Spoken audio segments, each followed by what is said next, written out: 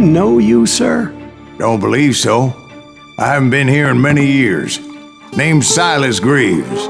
Silas Greaves? The bounty hunter? Used to be. What are you doing here in Abilene? Just passing through. Got a little business to take care of. Well, sir, it would be an honor if you would allow me to buy you a beer. Hell, son, it would be my honor to drink it. I'm Molly. Howdy. I'm Dwight. That's Jack and Steve. Ben's behind the bar. Oh, I bet you got some great stories. A couple. Any of them true? Jack, be nice. A few.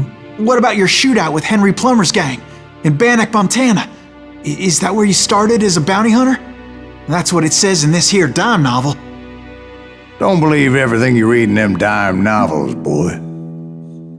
First man I hunted was back when I was riding with Billy the Kid. You knew Billy the Kid? Damn right. That scrawny son of a bitch had no fear. Wouldn't back down for nobody. I heard he collected the 10 stars off any crooked lawmen who crossed him. It was a war, boy. The Lincoln County War. And Billy promised his regulators would take the life of every bastard who helped bushwhack John Tunstall. Kid had a big chip on his shoulder and a hair-trigger temper. Made him dangerous as hell.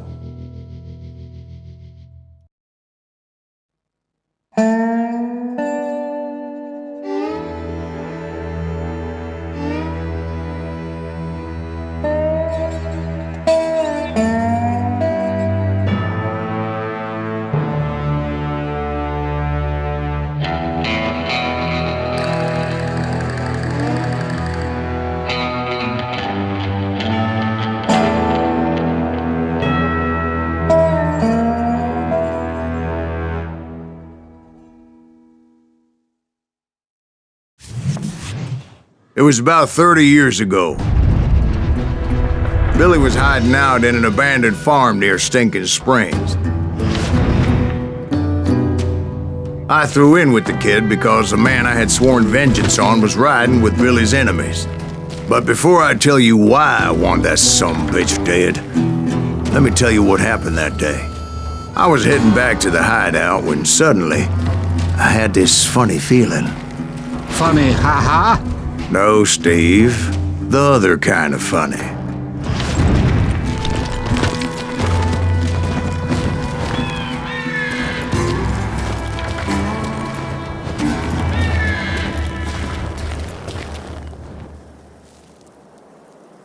You heard Pat. We need to stay here and keep an eye on the road. That's not fair. We're missing all the fun. I knew those two morons would never let me through. I had no choice.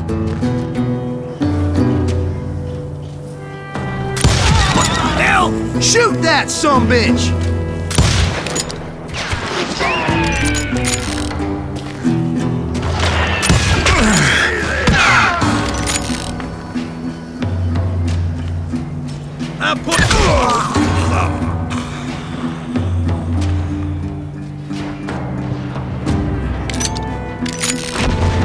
Was it Pat Garrett's posse? Oh yeah. I heard the shots and I knew I had to move fast. Garrett and his army of deputies had surrounded the entire homestead.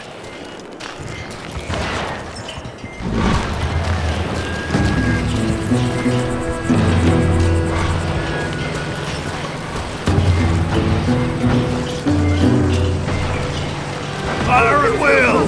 Spread out, goddammit! Come on! Hey, we have one behind us! Stay on it! Covering fire!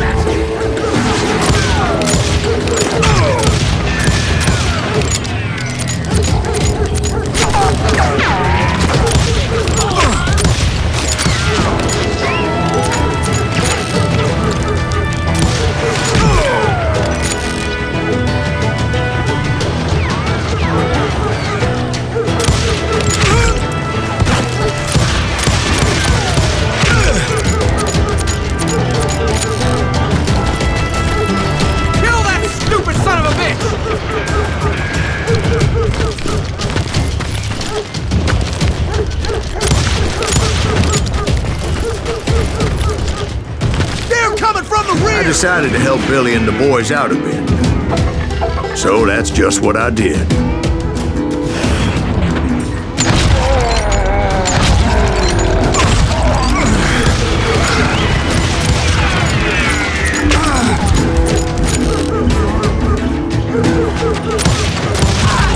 As the governor of New Mexico was paying for the kids' apprehension, Garrett was able to hire every gun hand in Lincoln County.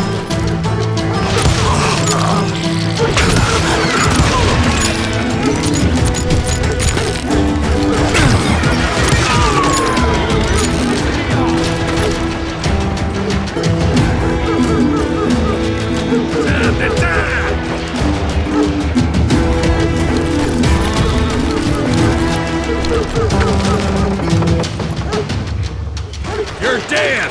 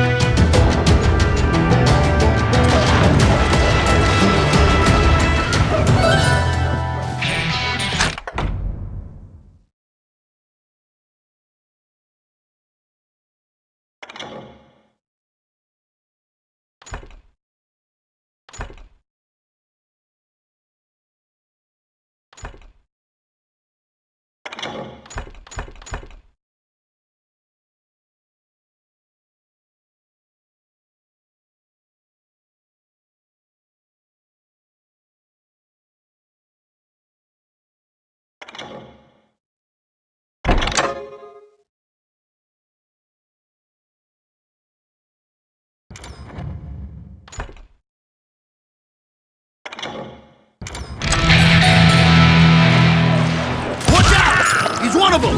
God damn it, he's right behind us! Where the hell's Garrett? Garrett's men were running around like a bunch of chickens with their heads cut off. Bitch is running! Where'd he come from?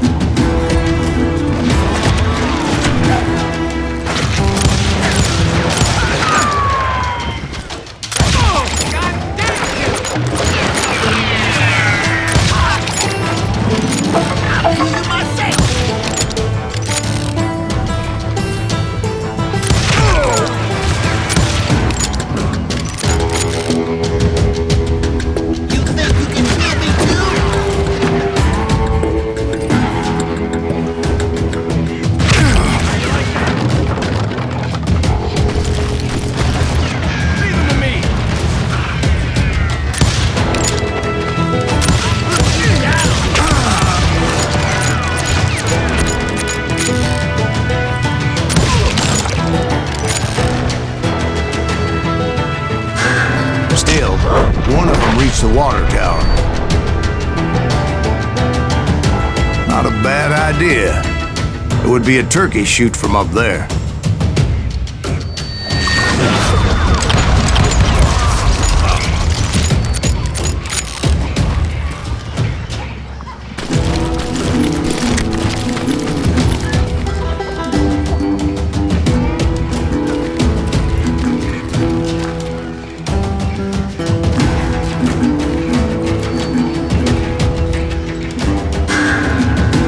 Luckily, these shooters Garrett hired weren't the sharpest tools in the shed.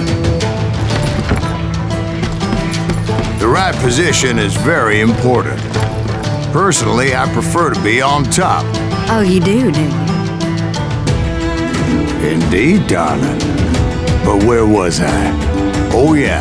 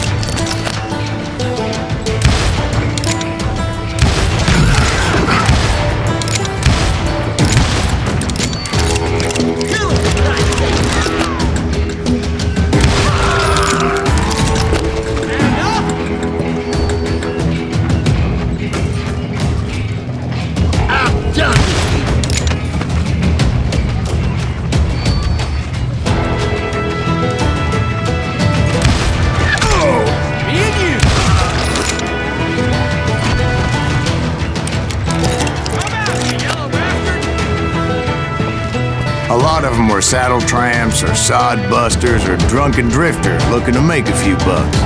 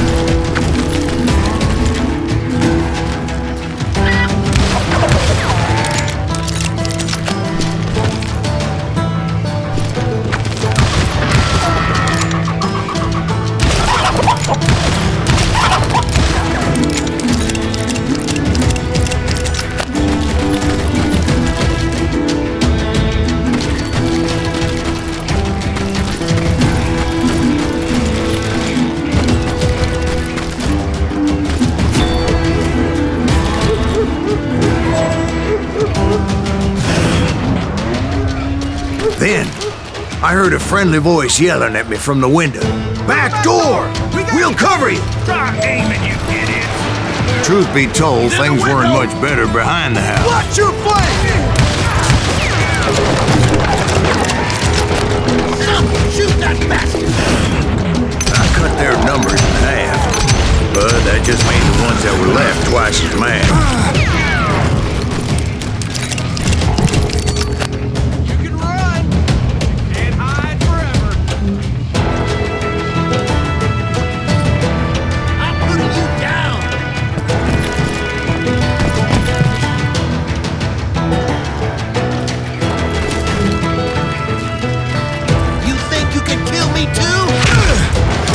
Up for their lack of skill with a seemingly endless supply of ammo.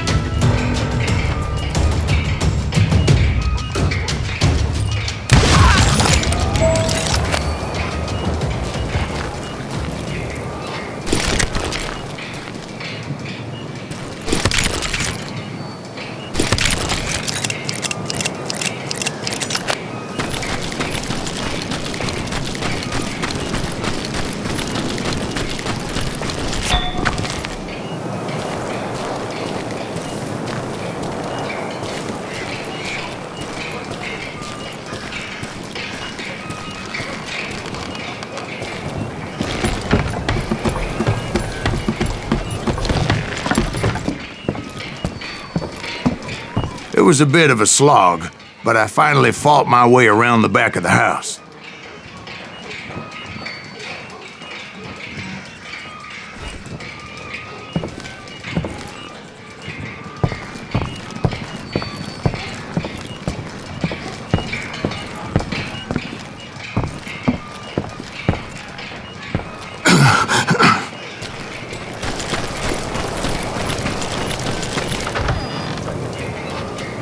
And like that, I was inside, none the worse for wear.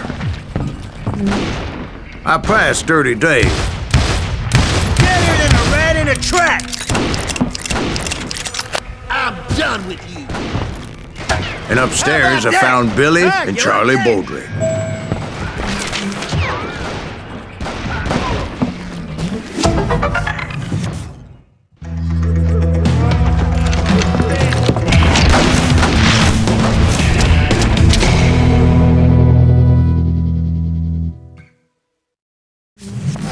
Billy looked at me and said, "About time, amigo! Grab a gun and get to the window!" Wait, so you were friends with Billy the Kid? Yeah, sort of. Anyway, we were surrounded by dozens of deputized shooters who wanted to do us harm.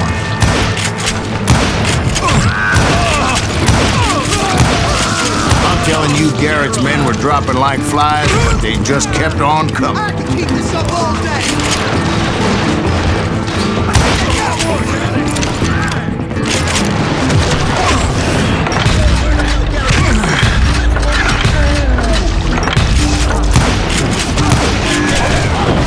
That's when Charlie got hit. "They're catching us in a crossfire," shouted Billy.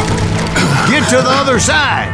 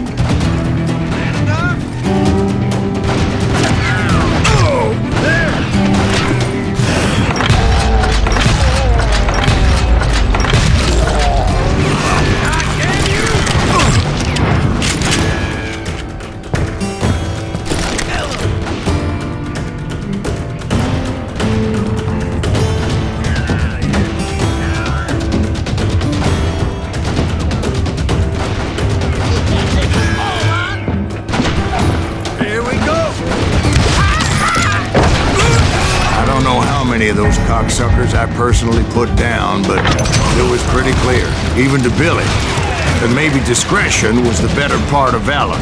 What's that mean? It means that it was time to cut and run. They got a Gatling, Billy shouted. Get the horses and bring them round back. I'll draw their attention.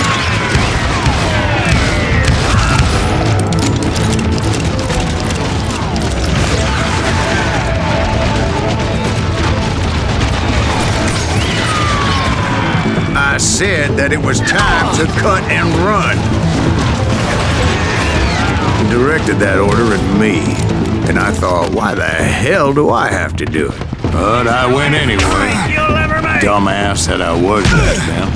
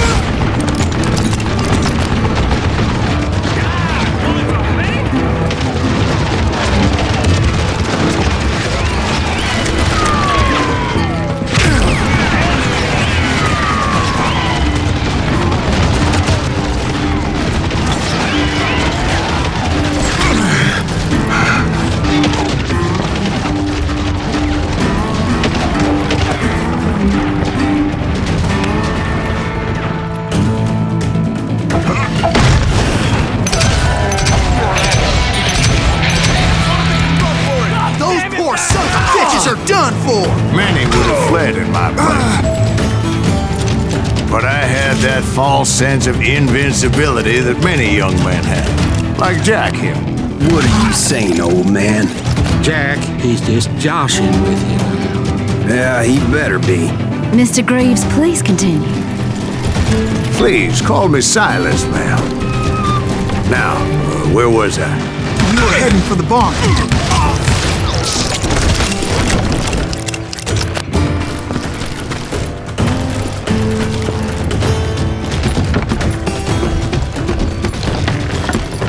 Cut you a new one!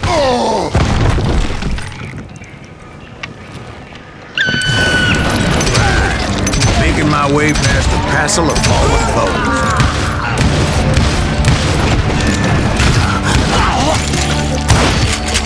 Sounds like Garrett hired a whole regiment of hired guns.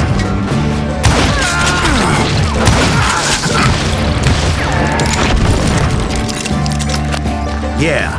And just when I thought I was done with them, more of these hapless bastards would pop up.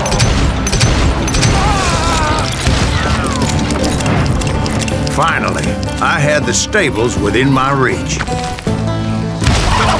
After the fight, maybe we could treat ourselves to some fried chicken.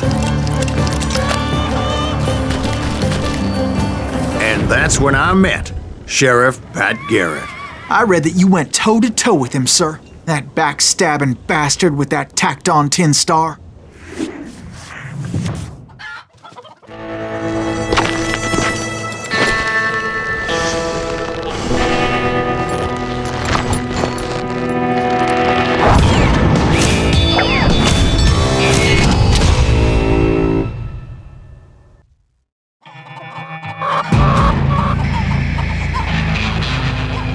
You challenged him to a showdown.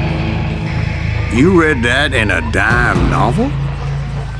It said he showed no fear as he took your measure with eyes like a rattlesnake.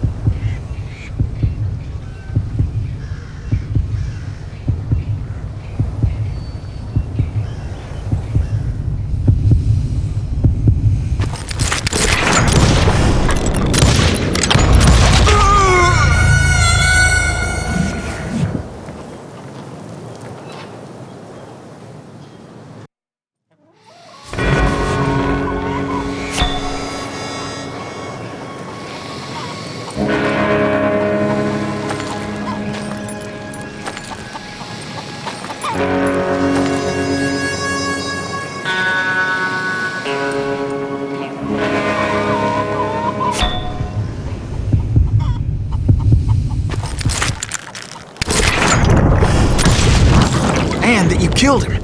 In a fair fight. Is that what that Penny Dreadful said?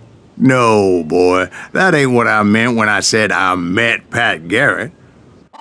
So let me start again. I finally reached those damn stables.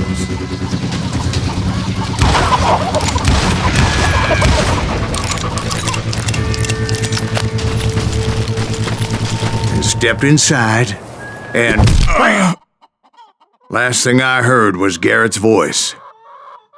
That's not Billy.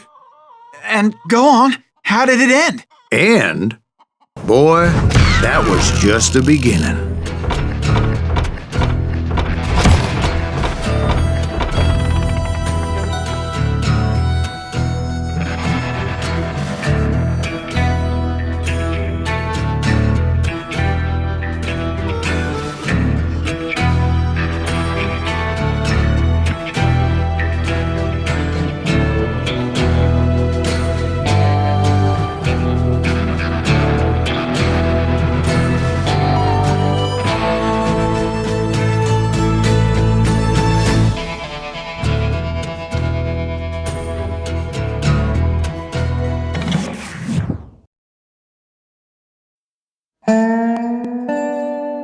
So what happened? Did Garrett arrest you? Yeah, after I came to, the bastard had clocked me with his Colt.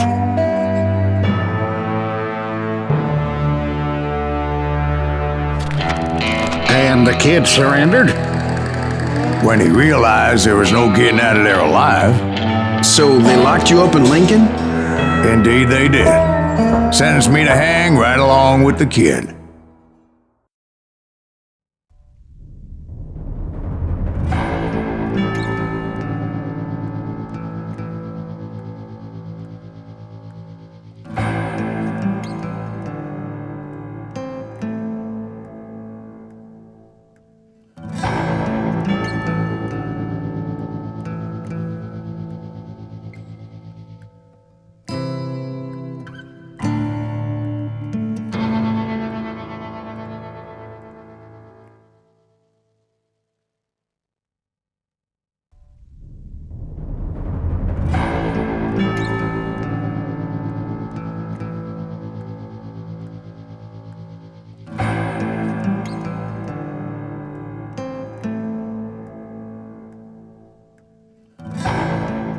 It's important to know that I was only riding with Billy so I could find the bastard I was after.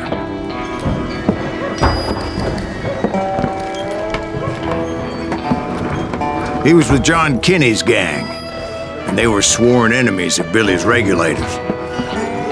Why were you after him? I owed that son of a bitch a bullet for what he had done to me and mine. Instead, all I got for myself was a goddamn death sentence.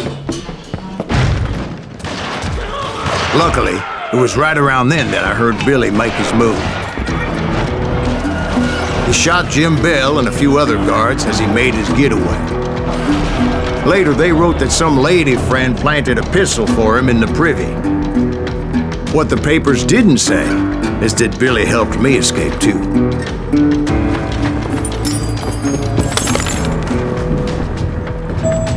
My first order of business was finding a firearm.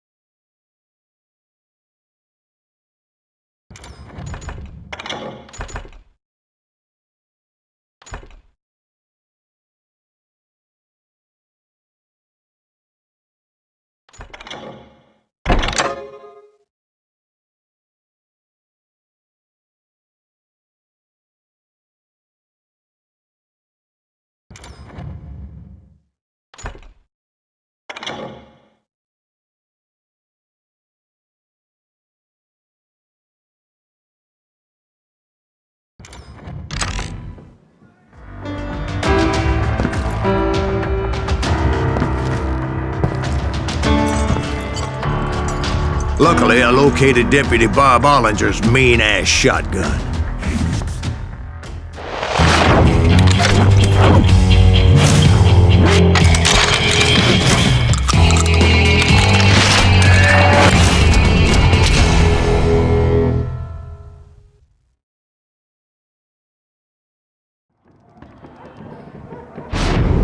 I saw Billy through the window, and he yelled that I should take to the rooftops to make my escape. So I did. Anybody see Billy? Hell yeah. That scattergun was like a double-barreled howitzer. It could blow a man clear off his feet. You hardly had to aim the damn thing. The kids' escape raised a huge ruckus. Guards were everywhere looking for him. Can't let that kid get away! Anybody see him?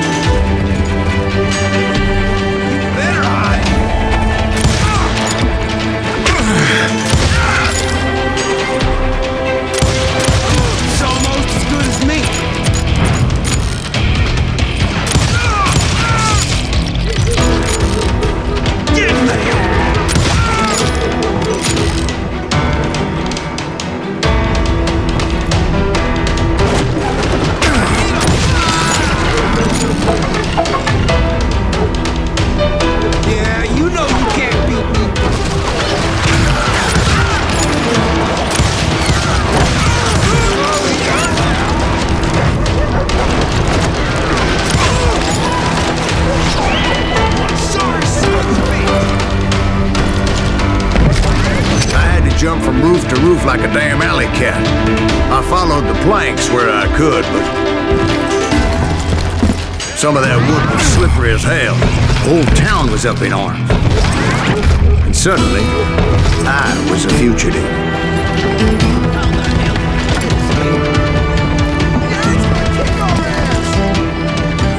Can't have gotten far!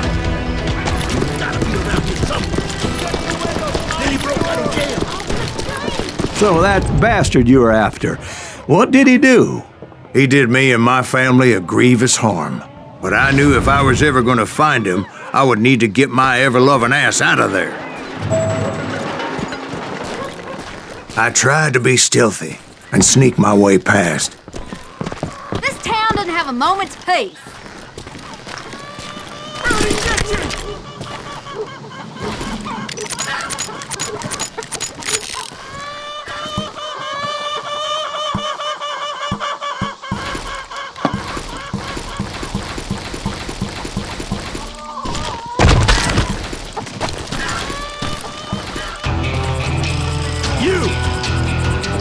But hell, if they weren't all waiting for me.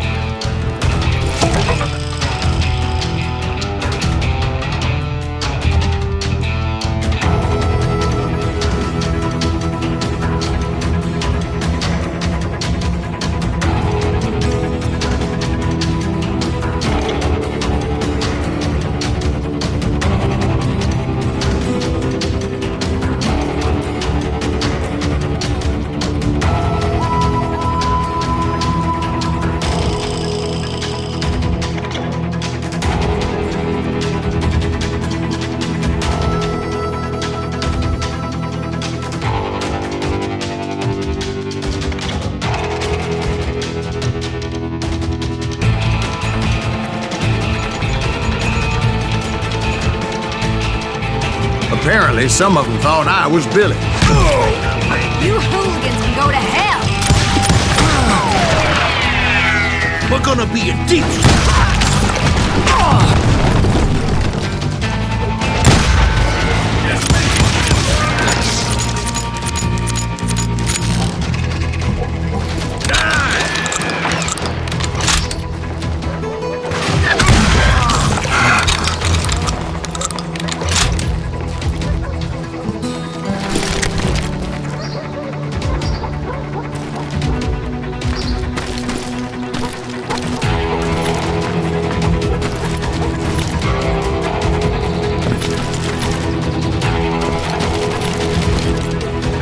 He's in town somewhere.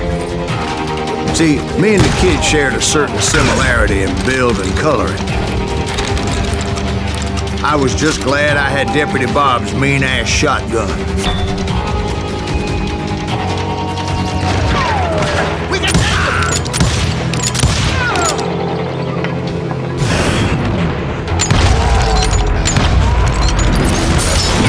Damn him!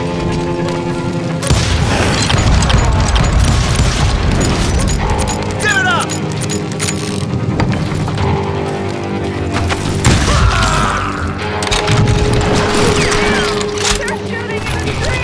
I don't get paid enough for this!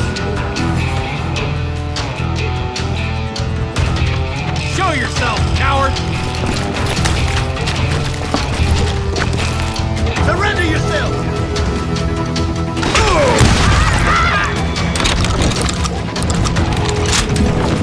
I'm here! Get your headstone! There's children here. Hello!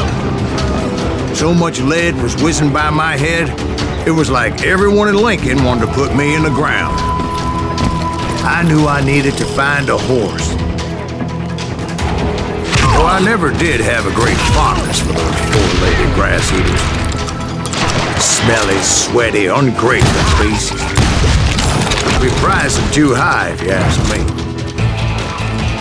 Can't hide forever!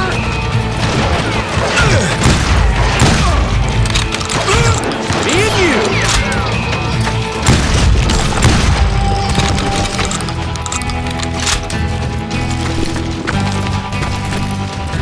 I'll flank you! Put down your weapon! The lives of innocent.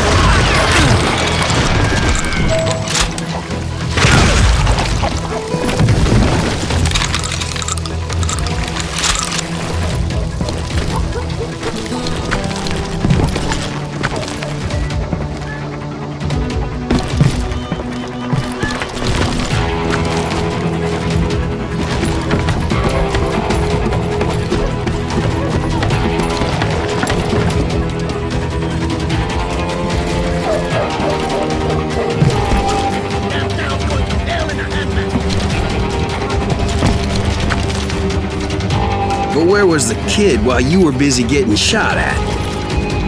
Gone. And that's when it occurred to me why Billy set me free.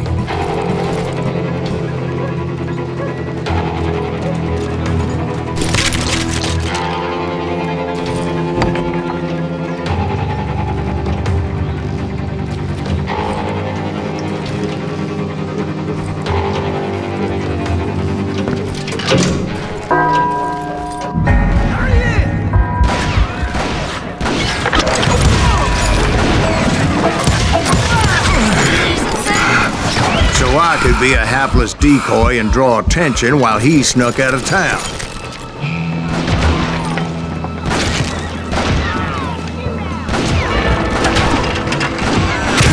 I knew if I made it out of there in one piece, no one would put a price on my head. Because everybody in Lincoln would be dead? No, because they all thought I was Billy, and all that blame would fall on him. Meanwhile, Deputy Bob Ollinger was organizing a posse to put me down. He was already a mean son of a bitch, but he was doubly pissed that I stole his mean-ass shotgun. Anyway, it was me or them, and the only way forward led me straight to perdition. But the cards were dealt, and I had no choice but to play them. Stop him! You've had enough!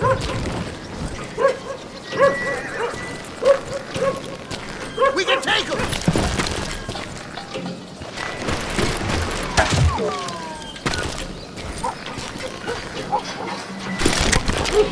Kill him!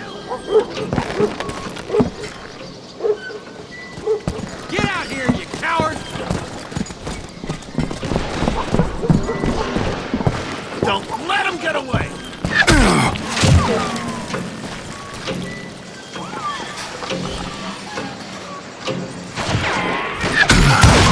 He's out of his mind!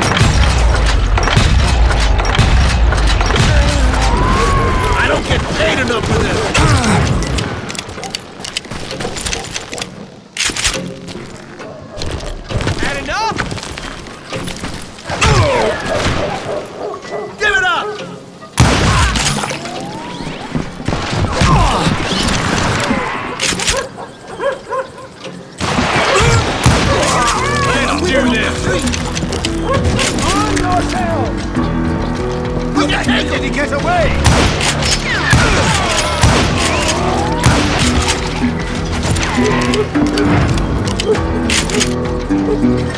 Put down your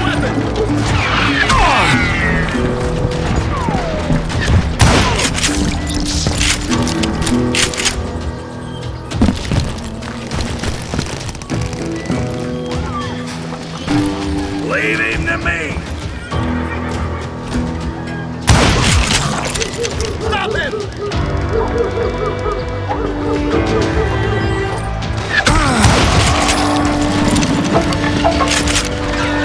Let's do this! We're gonna be in deep shit when I get back!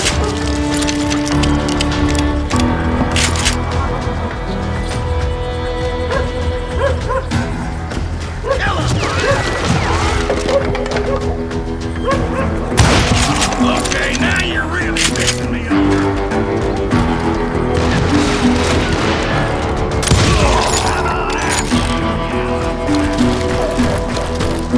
Finally, I found what I was looking for.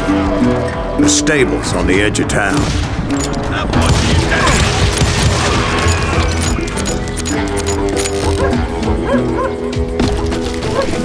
I guess Billy saved your ass, taking out Bob Ollinger the way he did. Billy didn't kill Bob. Sure he did. He dispatched him right after he shot Deputy Bell. No, sir. Because Bob came right up behind me, angry as hell that Billy had lit out. Hello, Bob, I said. I think you better let me go. And he says, I don't think so, boy. Not with my shotgun. So we stood there in the middle of the street, eyeball to eyeball. He intended to kill me, and I knew I had no choice but to defend myself.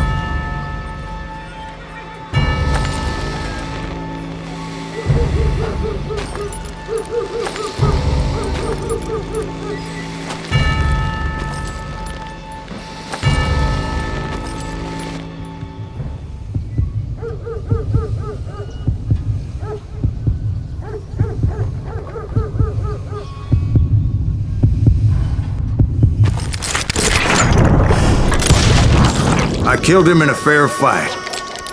Everybody saw I had no damn choice. Well, Lincoln got a mite depopulated that day. Pat Garrett gunned down Billy 3 months later, so his escape was all for naught anyway.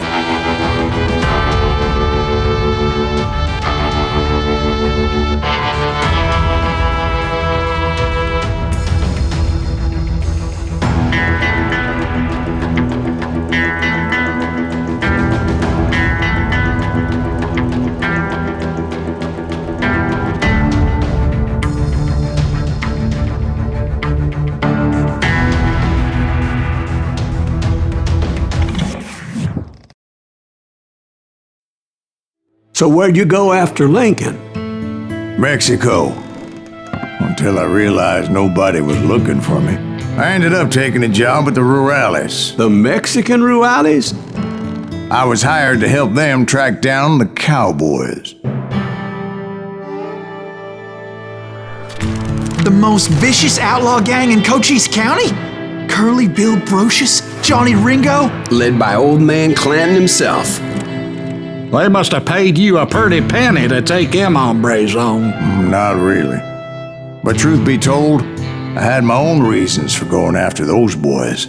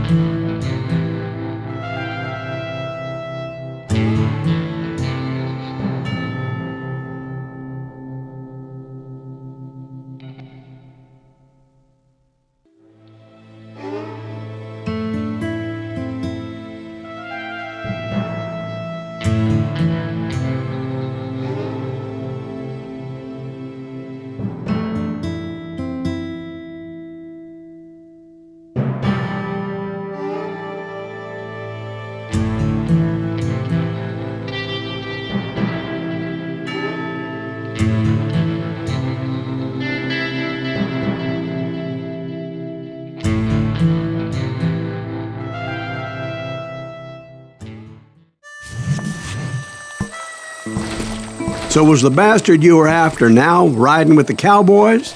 Roscoe Bob Bryant was his name. Oh. But no, this time. So was the bastard you were after now riding with the cowboys? Roscoe Bob Bryant was his name. Oh. But no, this time it was a different bastard I was after. The aforementioned Mr. Ringo. And yes, he was working for Old Man Clanton. I hate fucking running.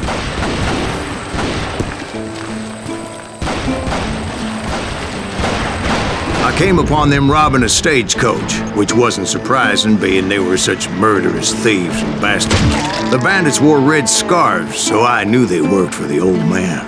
Over there! There! You got out with nobody. I did my best to help those poor passengers.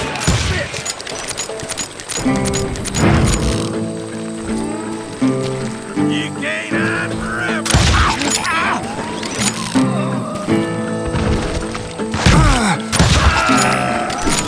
Moments later, the attackers were dead, and I checked the stagecoach to see how many passengers were still breathing.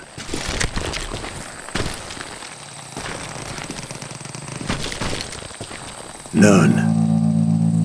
It was then I wondered if the rocks weren't hiding more bandits. Was that all of them? Or did I just hit the rear guard? I quickly got my answer. They attacked from on high like Apaches often did.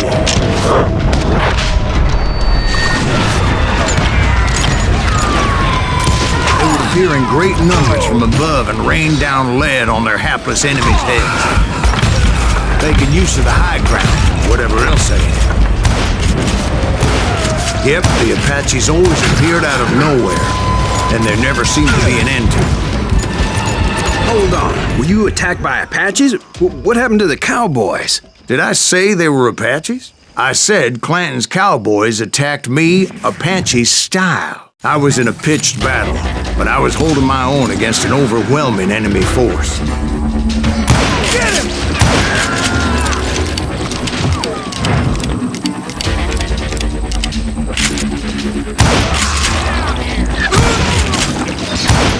See, at the time, I was still pretty green and would often blunder into regrettable situations.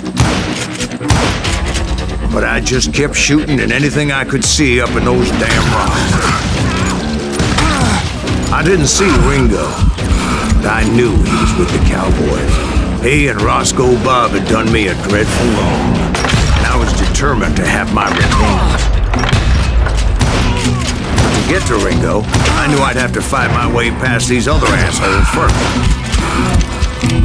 Stand and fight, you coward!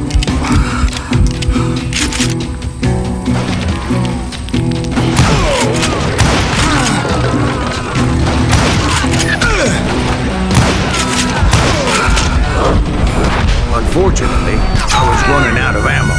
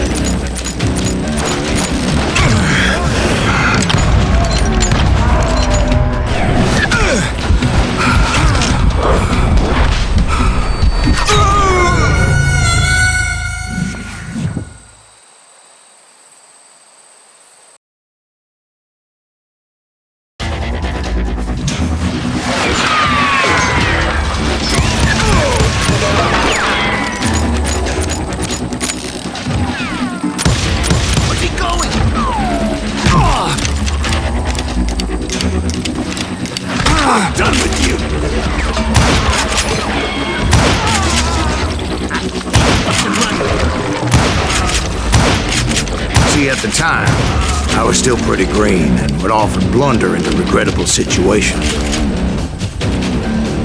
But I just kept shooting at anything I could see up in those damn rocks. I didn't see Ringo. I knew he was with the cowboys. He and Roscoe Bob had done me a dreadful wrong, and I was determined to have my revenge. But to get to Ringo, I knew I'd have to fight my way past these other assholes first.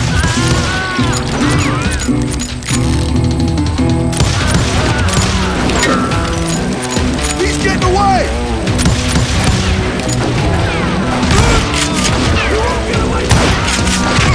Unfortunately, I was running out of ammo. Another perfect example of my relative inexperience as a hunter of men. I immediately knew that a tactical retreat was called for, as my vengeful fury was much less impressive without the bullets to back it up.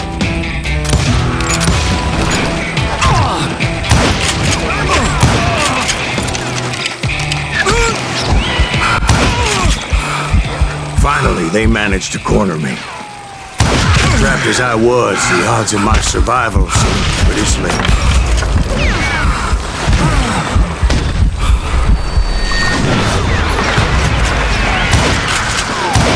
Luckily, serendipity was on my side as I suddenly spotted a way out of my predicament.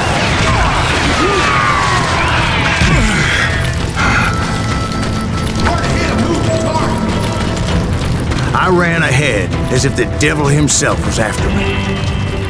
Bullets were whizzing by my ears, but I wasn't about to roll over and die. I just kept running like there was no tomorrow. Because there wouldn't be if Clanton and his men caught up with me. As I was scurrying around those caves, I thought, what was I thinking? Going up against a gang like this?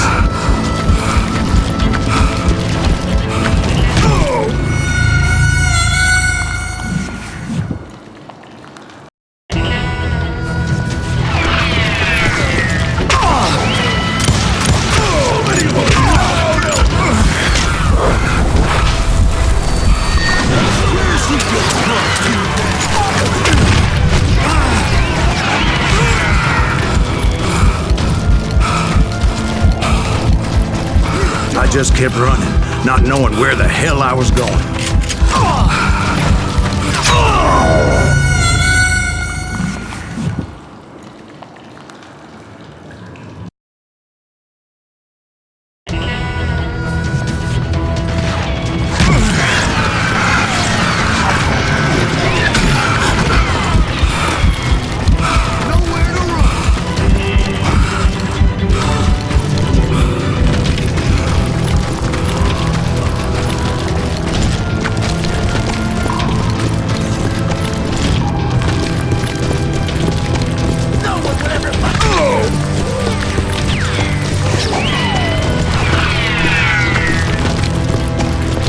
That's when something miraculous happened. Like manna from heaven, I found the desiccated remains of what looked like an Apache warrior. The old weapon next to him supplied me with some much-needed ammunition.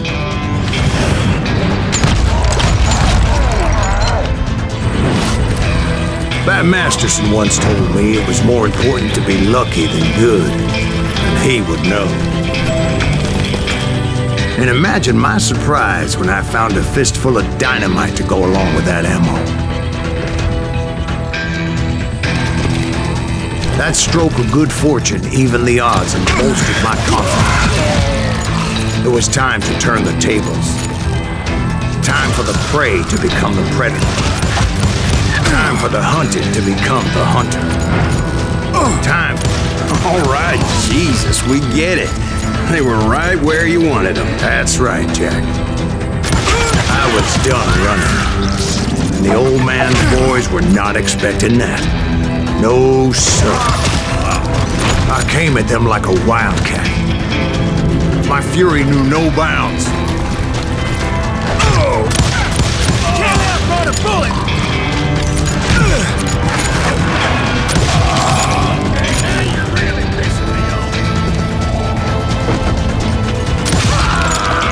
Get him!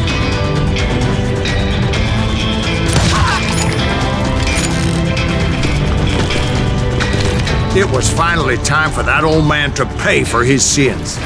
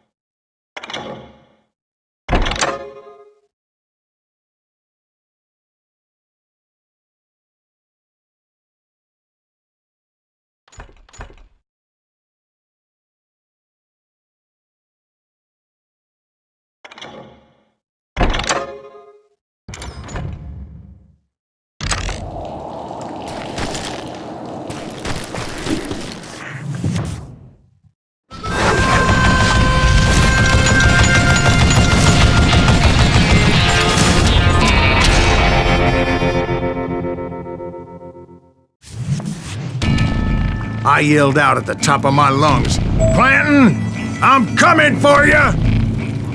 A little stealth might have made more sense, to be perfectly honest. Because that old fool had a Gatling gun and enough bullets to last him till kingdom come. But I knew I could not let that deter me. Not if I was to find and kill Ringo. I needed to get that old man off that gun.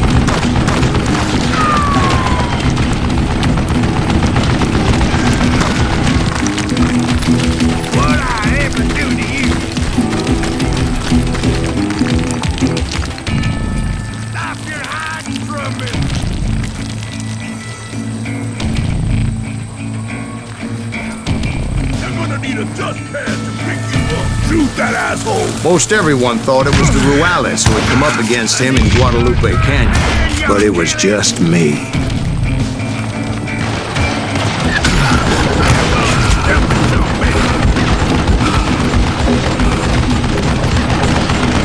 Do I gotta reload again?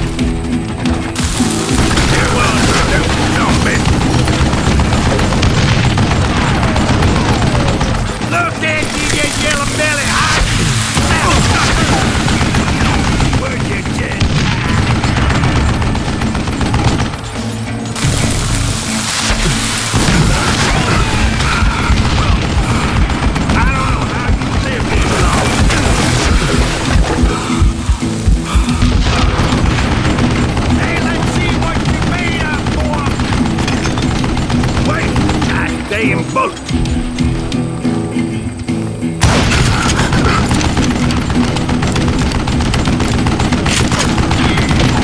What'd I ever do to you?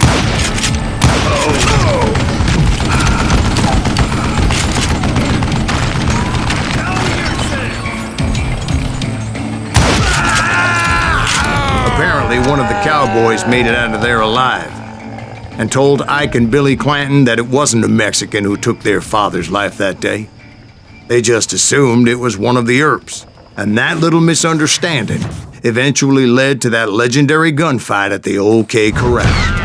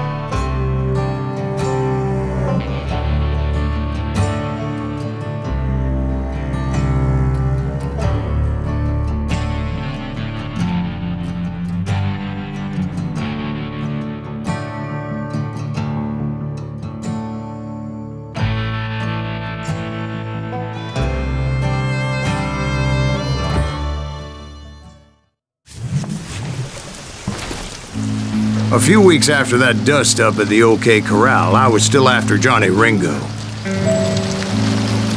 I had tracked him and the cowboys to their hideout at a sawmill, and they were loaded for bear.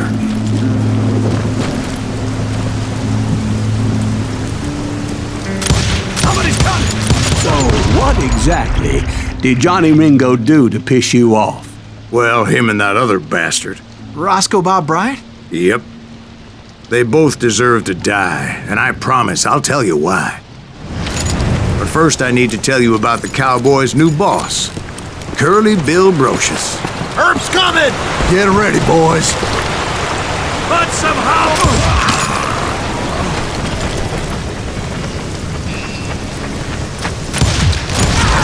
God damn you! Curly Bill took charge of the cowboys upon the old man's demise, and after that gunfight at the OK Corral, the Clantons wanted revenge.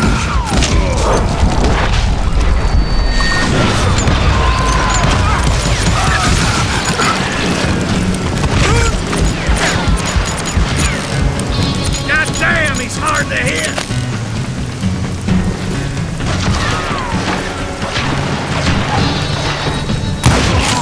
So they murdered Morgan Earp and grievously wounded his older brother, Virgil.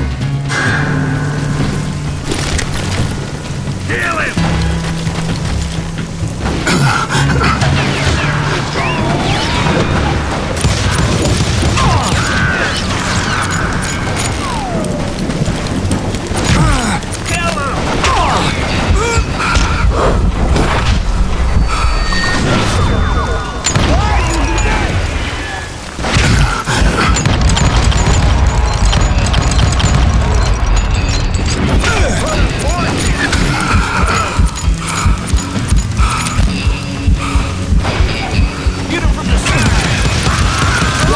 Doc went on what became known as the Vendetta Ride, hunting those outlaws down.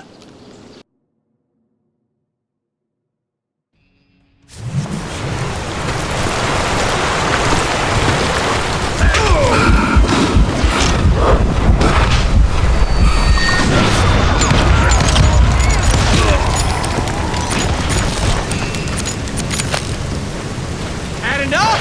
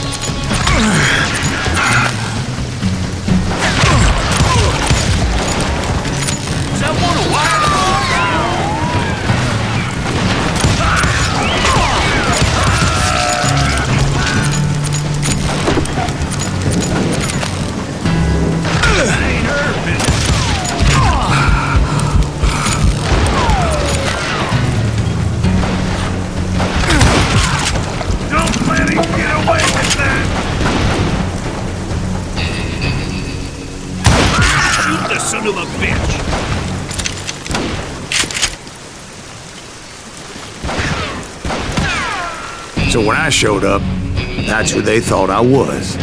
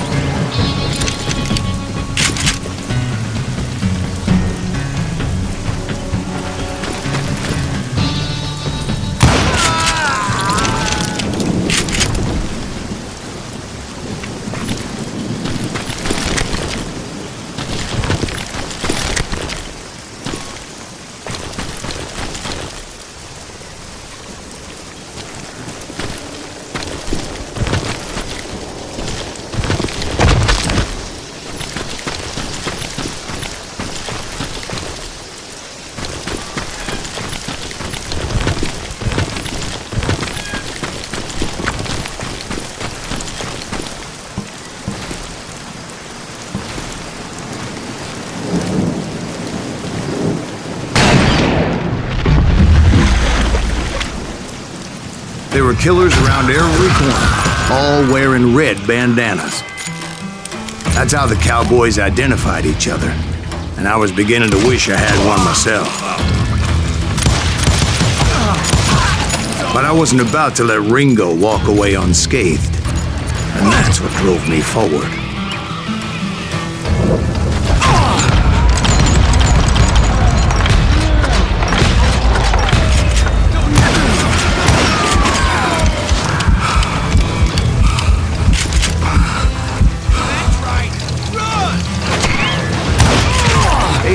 Ringo was infernally fast.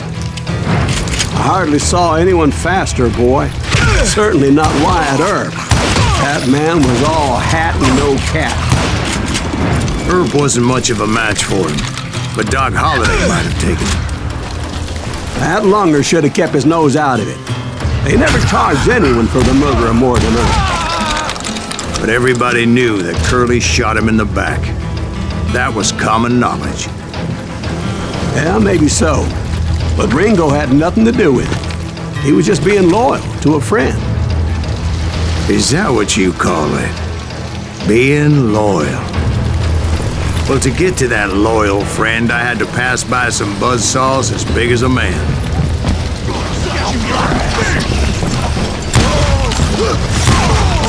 Excuse me, sir. I have a question. What's that, Dwight? After old man Clanton died, why didn't his son take over the cowboys? Because Ike Clanton was dumber than a box of rocks and a yellow belly to boot.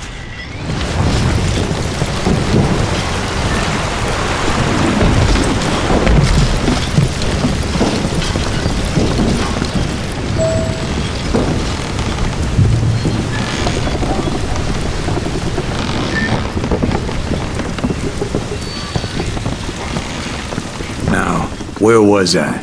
Taking down the entire cowboy gang single-handed. Indeed I was, Jack.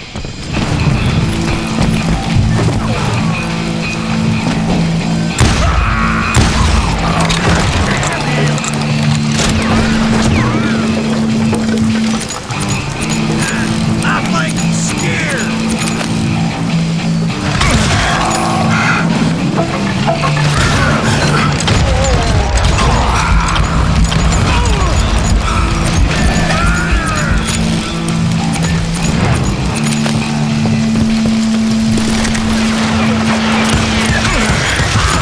Though it wasn't easy, as those boys had good cover.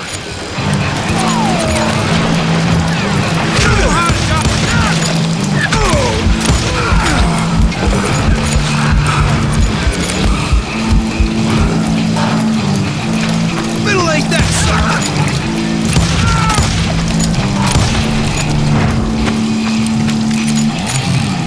Yeah, you can't be.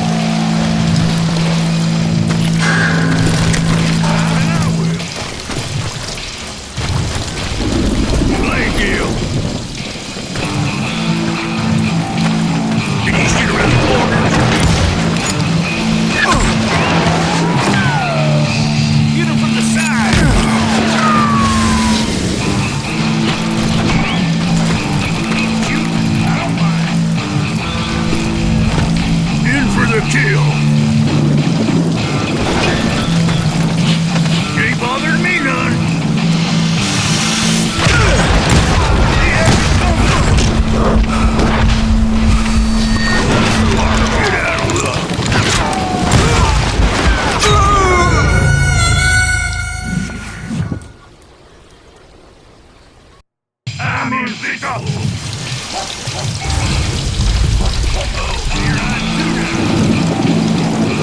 look, there's some there. Oh, now what?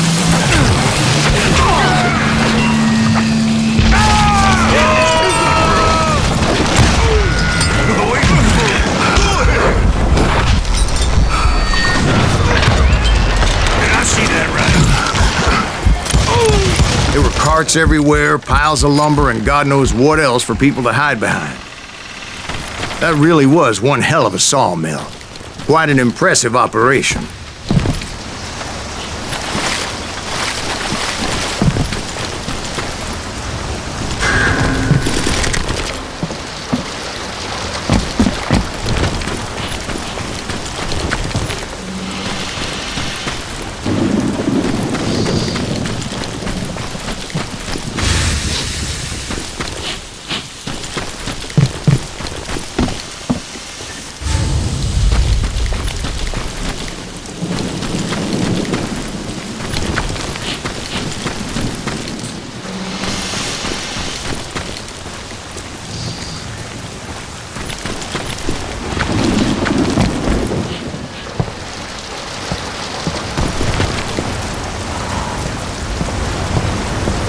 And where was Curly Bill? Did you see him? I'm about to get to that, Ben. Patience.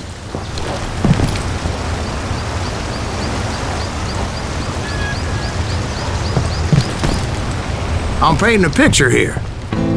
There was this beautiful waterfall and a crystal clear stream that led to a verdant valley that was truly... Consider your picture painted. What happened next? Well, finally the bastards that were still alive made a last stand.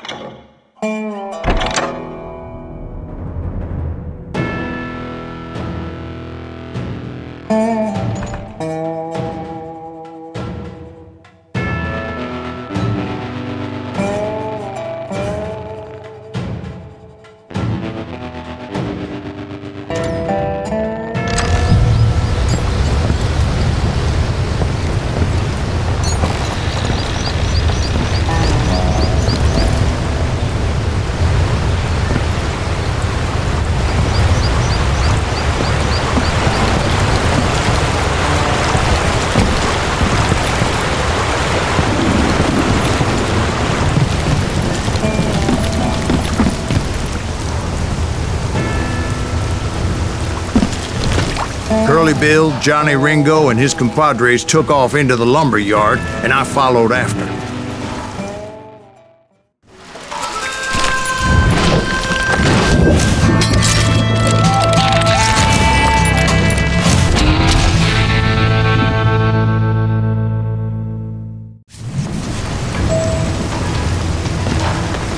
Are you saying they ran?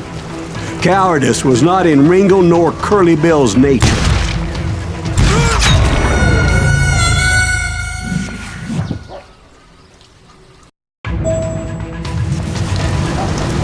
Are you saying they ran? Cowardice was not in Ringo nor Curly Bill's nature. No, sir. I never said they were running scared. They just wanted me out in the open. Dance with the devil. You're dead. Working fire.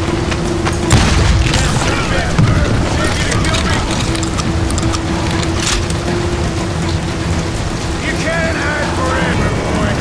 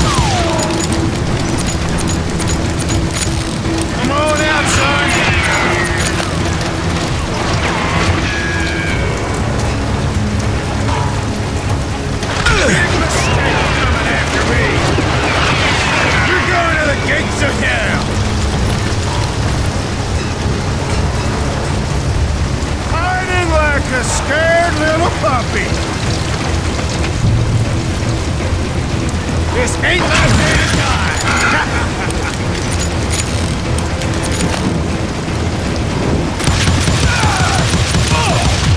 This is it for you!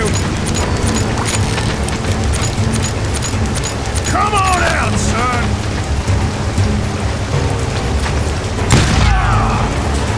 Just gonna catch my breath. My bottle! You made your peace, brother.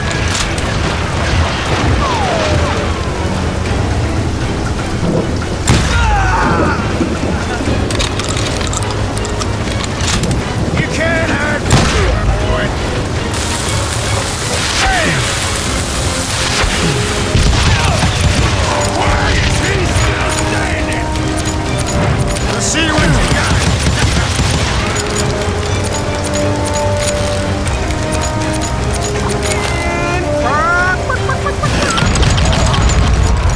Kill that murderer, sucker!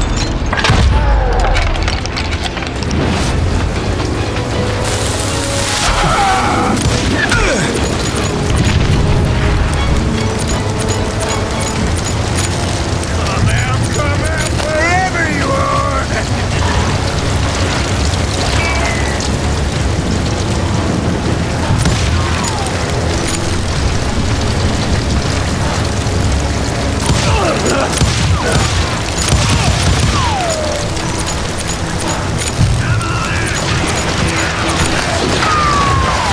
Did that sumbitch Earth send you to kill me? Shit!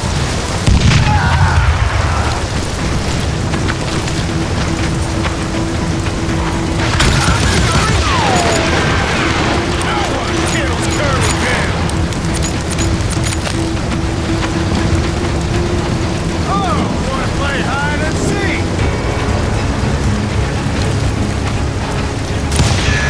Thank you!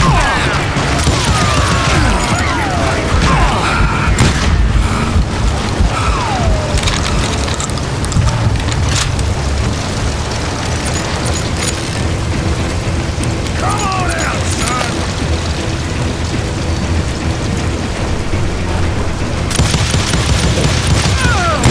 You asshole!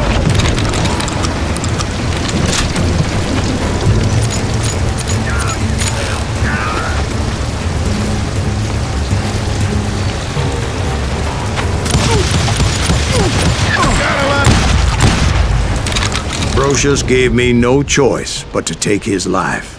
But Ringo was nowhere to be found. I knew you didn't kill Ringo, because he was found dead in a different location altogether. To this day, his killer is still unknown. Indeed. Took me a few months before I finally tracked his ass to West Turkey Creek Canyon.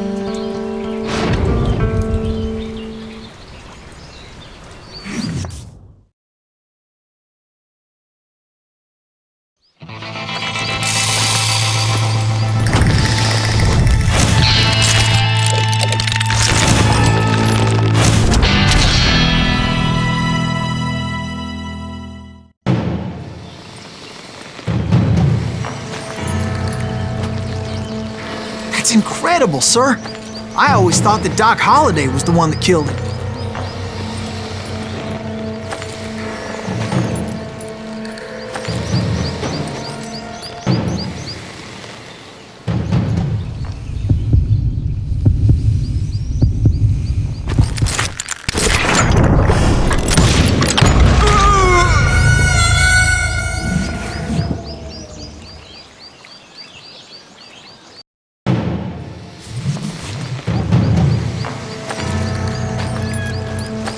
That's incredible, sir.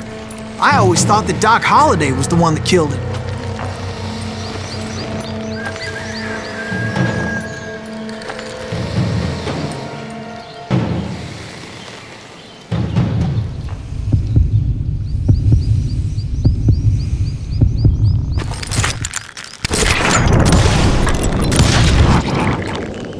Sorry I had to ruin the legend for you, boy.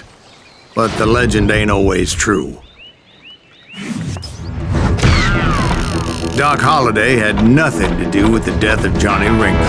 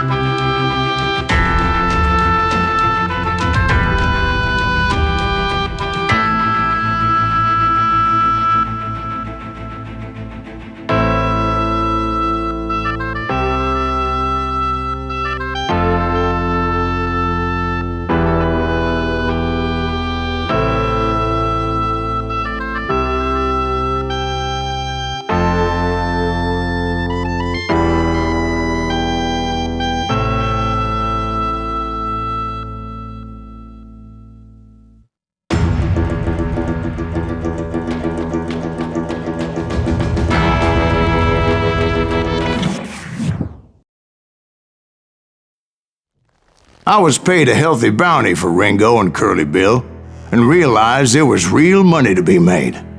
That's why I went after Henry Plummer.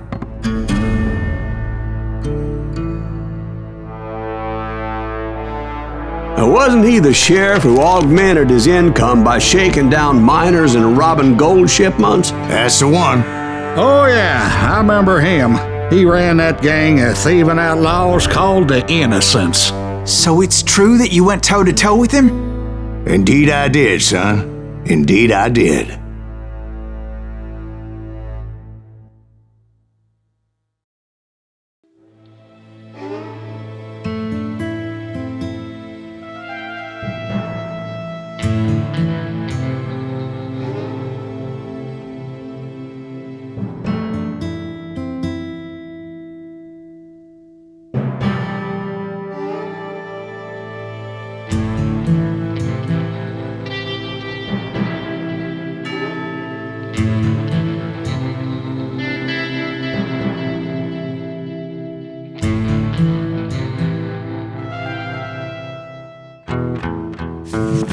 I knew I needed resources if I was going to track down Roscoe Bob Bryant, and hunting Plummer looked like a good way to get rich quick. As the local vigilantes exposed him as the leader of the bandits, and put a generous price on his head. Plummer rallied his gang to plunder one last gold mine before making their escape, and that's where I thought I'd find him.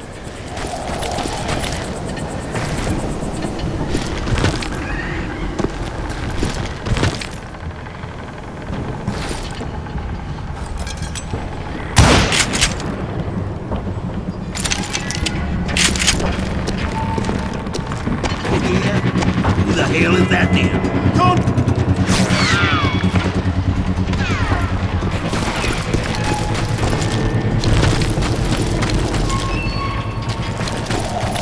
Beef him! As my late father pointed out to me more than once, God made men, but Samuel Colt made them equal.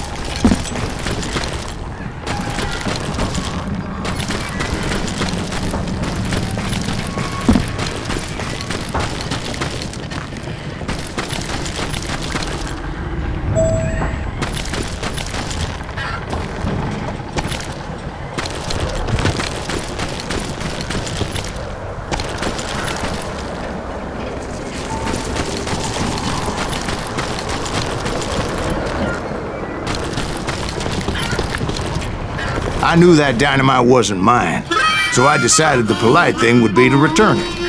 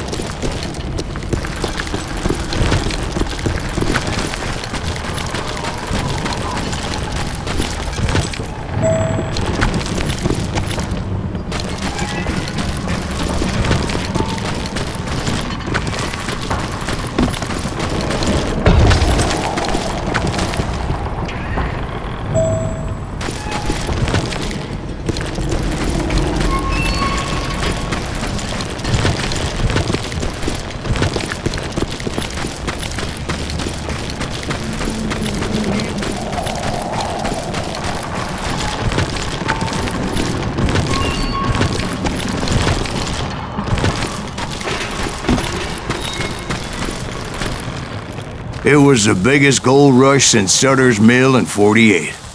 Unfortunately, prospectors weren't the only ones drawn to those riches.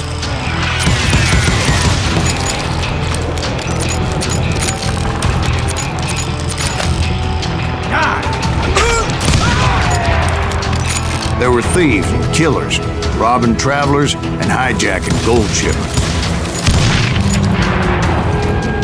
Like those that ran with Plummer. Some were just regular folks I knew from town, drawn by greed and easy pickings. Charlie Crow, the blacksmith. James, who worked in the stable. Sam and Jeremiah Barber, the butcher's sons. Ordinary citizens who lived a double life. Stealing and thieving and murdering their neighbors.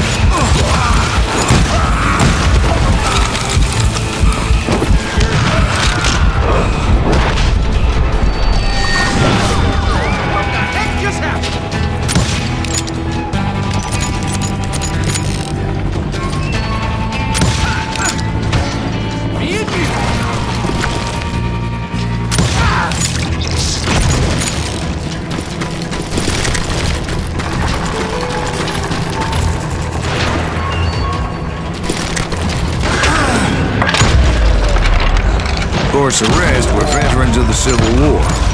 Stone-cold killers trained on the bloody fields of Shiloh and Antietam. Dangerous, desperate individuals. If Daddy had lived to see Alfred Nobel's explosive invention, my guess is he would have told Samuel Colt to kiss his ass. Plummer had a lot of men on his payroll. A hell of a lot. That son of a bitch pretended to protect the public with one hand while stealing them blind with the other. He set up a defensive perimeter which I had no idea how to breach. I was outnumbered and in way over my head, but I was too damn stubborn and stupid to realize it. I thought I was some kind of hero.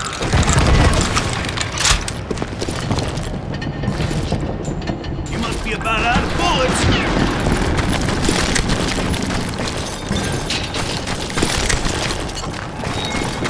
That's dead.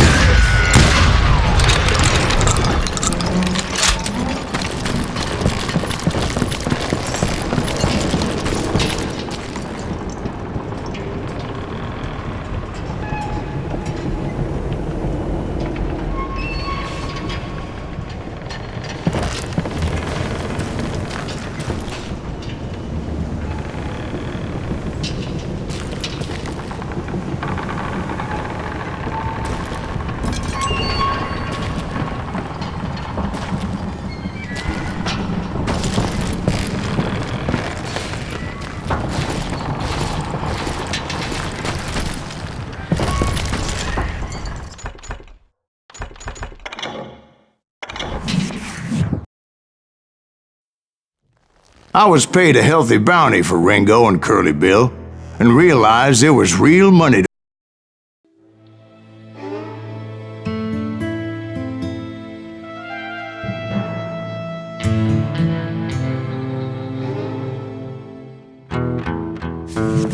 I knew I needed resources if I was going to track down Roscoe Bob Bryant, and hunting Plummer looked like a good way to get rich quick. As the local vigilantes exposed him as the leader of the bandits, and put a generous price on his head. Plummer rallied his gang to plunder one last gold mine before making their escape, and that's where I thought I'd find him.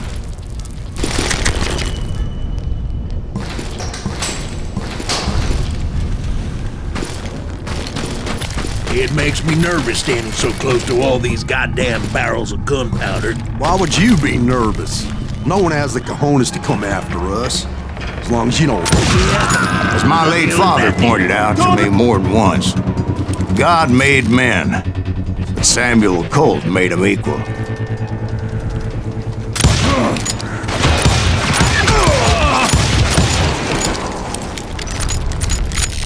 You must be about out of bullets.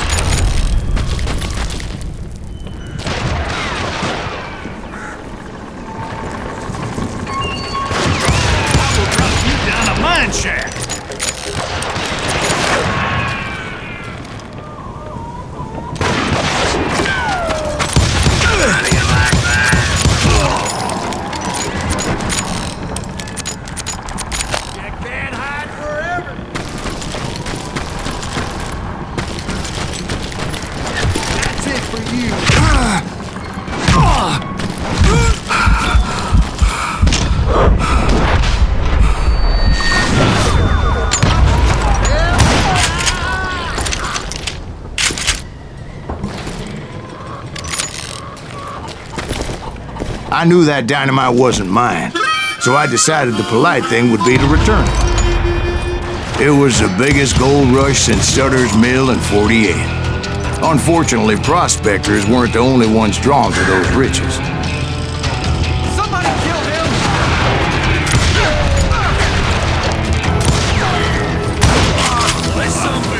There were thieves, killers, robbing travelers, and hijacking gold shipments.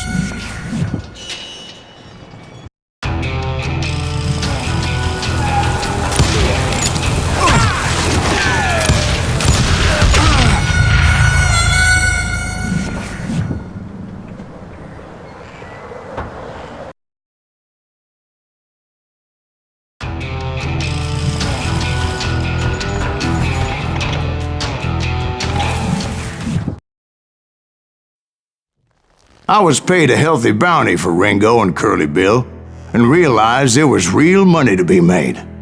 That's why I went after Henry Plummer.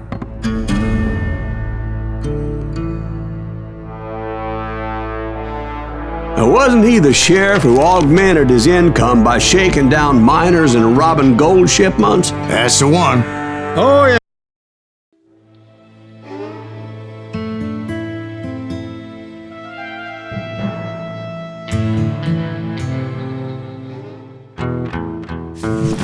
I knew I needed resources if I was going to track down Roscoe Bob Bryant, and hunting Plummer looked like a good way to get rich quick. As the local vigilantes exposed him as the leader of the bandits, and put a generous price on his head. Plummer rallied his gang to plunder one last gold mine before making their escape, and that's where I thought I'd find him.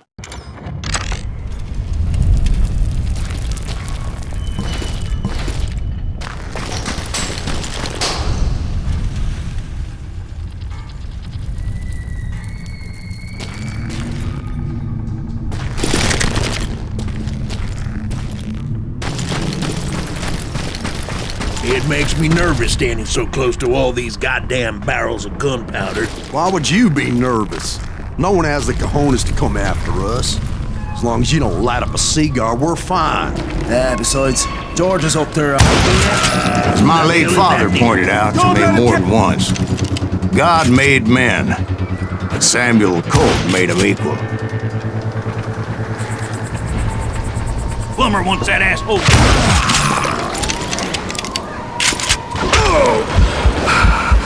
Mano, amigo.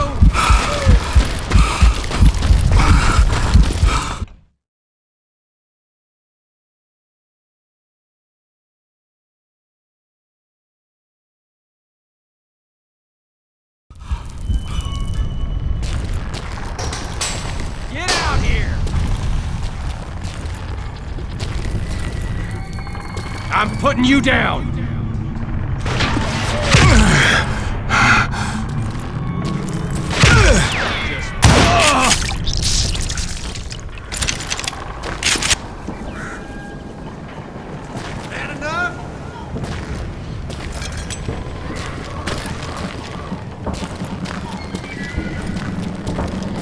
I'm ending you.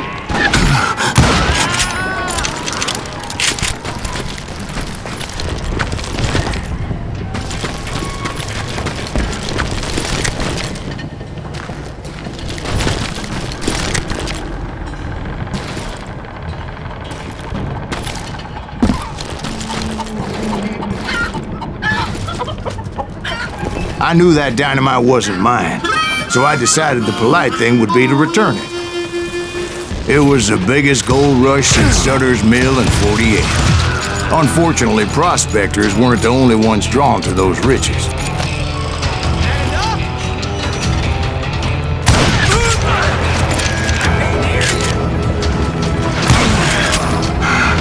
There were thieves, killers, robbing travelers, and hijacking gold shipments.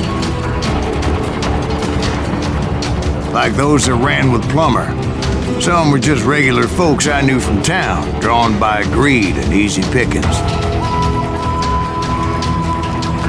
Charlie Crow, the blacksmith. Put that whore on. James, who worked in the stable. Sam and Jeremiah Barber, the butcher's son. Ordinary citizens who lived a double life. Stealing and thieving and murdering their neighbors. Of course, the rest were veterans of the Civil War. Stone-cold killers trained on the bloody fields of Shiloh and Antietam. Plummer had a lot of men on his payroll. A hell of a lot. That son of a bitch pretended to protect the public with one hand while stealing them blind with the other. He set up a defensive perimeter which I had no idea how to breach. Dangerous, desperate individuals. I was outnumbered and in way over my head, but I was too damn stubborn and stupid to realize. They must have thought I was tough. I thought I was some kind of hero.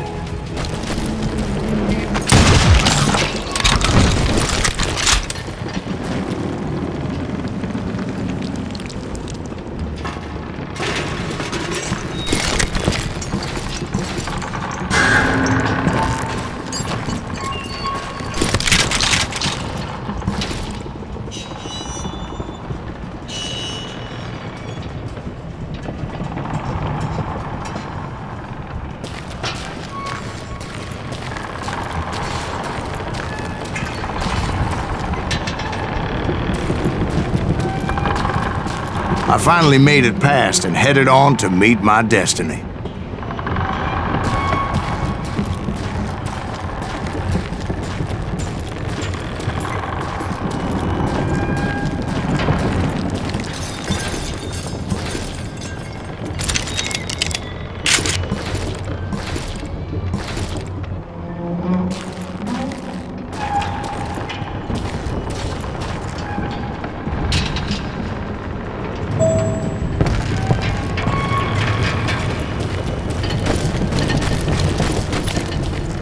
But first, I had something I needed to figure out. I had a few ideas on how to get into that mine, but once I made my decision, I knew there was no turning back. So my first thought was to enter the nearest mine portal. I saw an entrance. Made sense. It was the quickest way in, but that also made it more dangerous, as there would undoubtedly be enemy pickets posted along the way.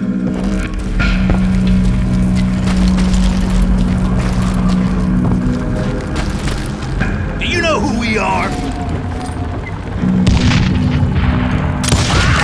Good goddamn shot.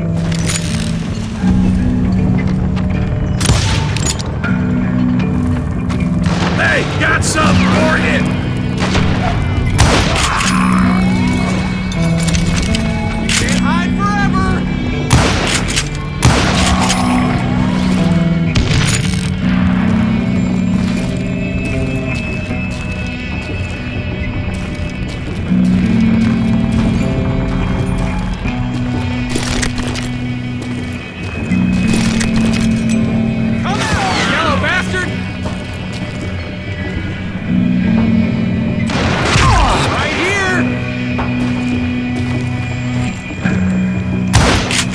To die.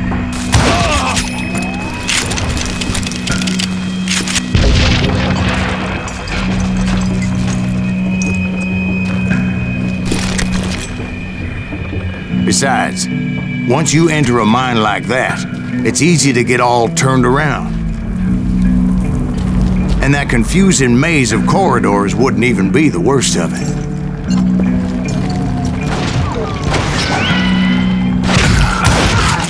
Some of those shafts could be as deep as hell.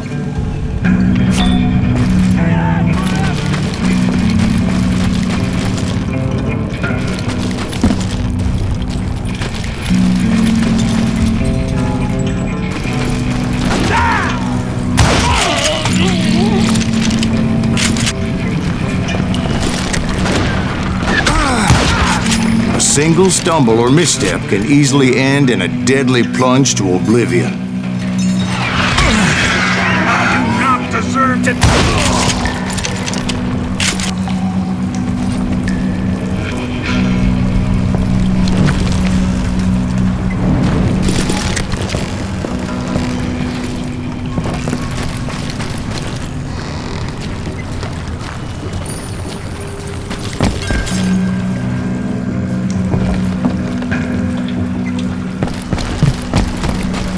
Quick reflexes often make up for a lack of common sense. Luckily, I was never one to be easily bushwhacked.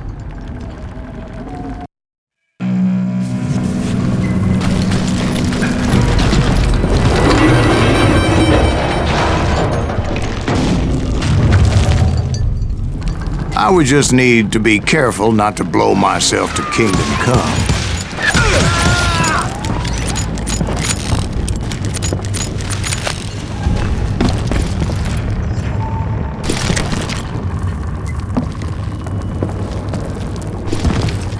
With all that gunpowder and dynamite everywhere, a body has to know what he's shooting at.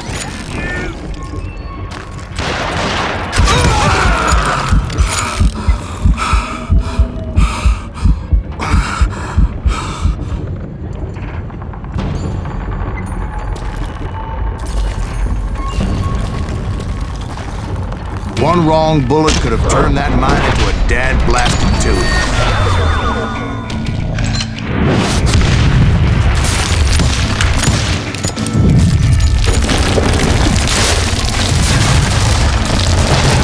Freely admit that my plan of attack was not just moronic, but clearly insane.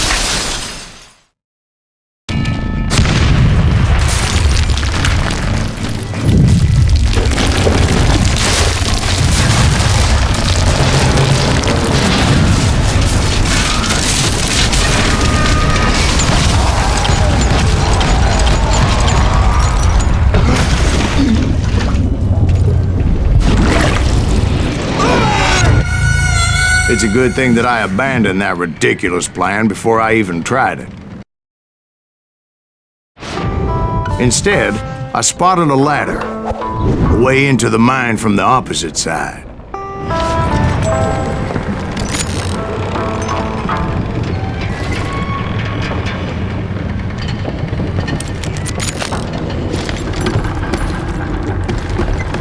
It was a long way around, but that approach seemed more sensible at the time. Of course, being I had a problem with heights, that scaffolding scared the bejesus out of me. Climbing down that ladder required some caution, because even though I had a younger man's reflexes, no man can dodge a damn bullet while climbing down a rickety ladder. I needed to make a leap of faith. I was determined not to give up, however. That Sheriff Plummer seemed quite the despicable character. When the vigilantes discovered what the sheriff was up to, people were outraged. That 10,000 they put on his head would go a long way to helping me find old Bob. And I had made it my mission to settle that score come hell or high water. You're really pissing me off.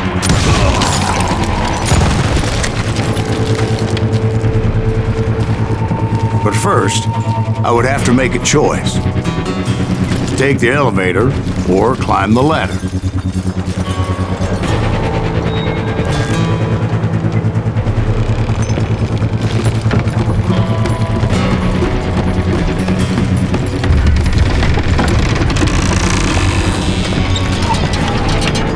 I wanted to use the element of surprise. Plus, I figured I could use the exercise. I was warmed up already, so what the hell?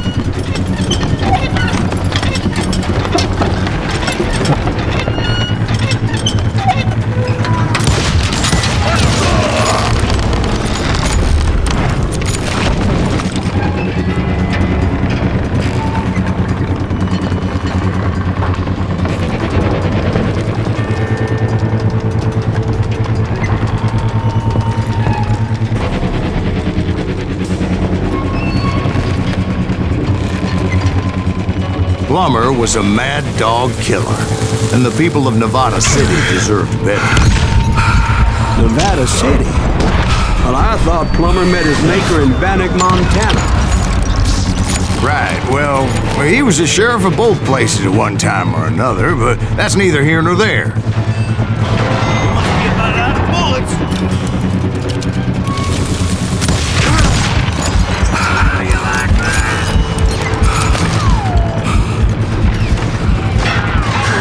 In the mine shaft.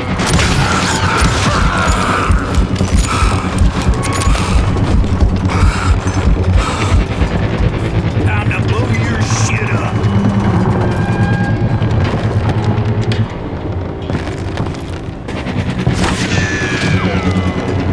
I do not deserve to die like this. The point was, taking him down would save a lot of lives, including my own.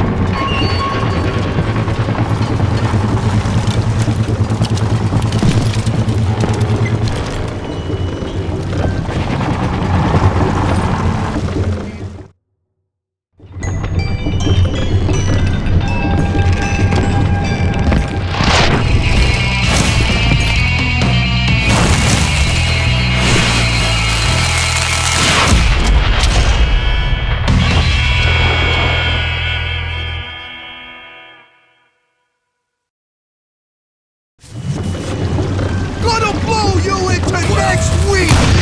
It's just getting worse and worse for you! Henry Plummer was clearly unhinged, and I could see right away that this was gonna take some doing.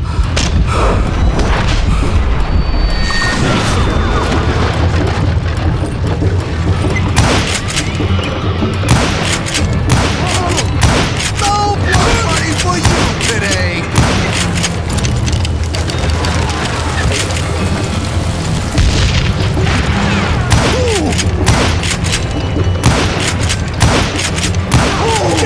I need some help here! Come on, boys! Take this cocksucker out! Dynamite!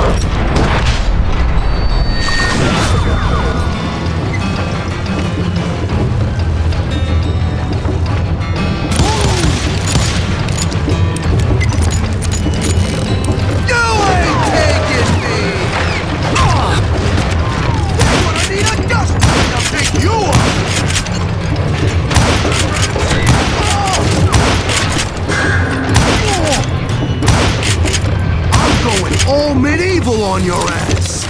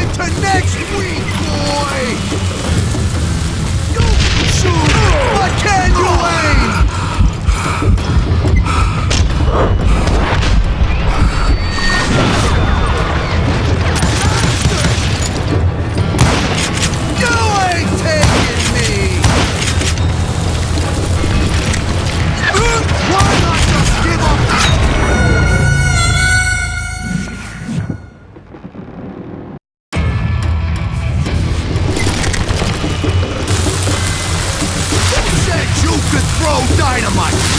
Catch this, you son of a bitch! This cocksucker is smarter than he looks! Run! Go for it! Just kill him! They're gonna bury you in a million pieces! I can shoot you!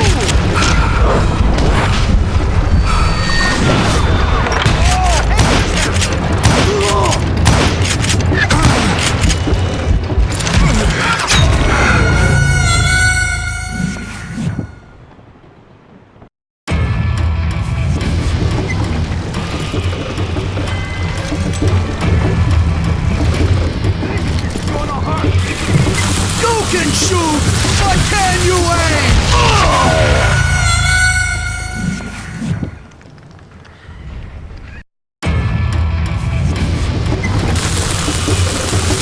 Who said you could throw dynamite? This cocksucker is smarter than he looks. They're gonna bury you in a million pieces. You ain't beefing me.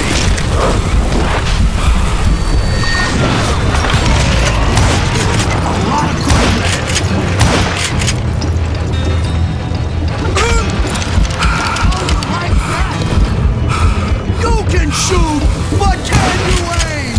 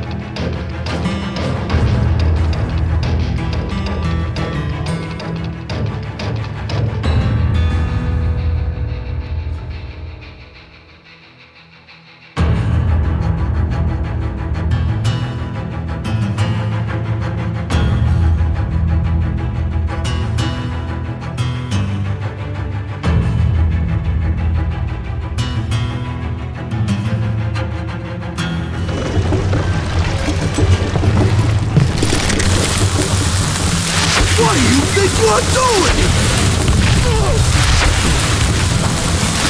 Run! I'm going all medieval on your ass.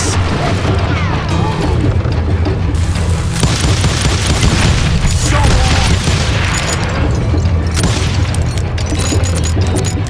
they're gonna bury you in a million pieces.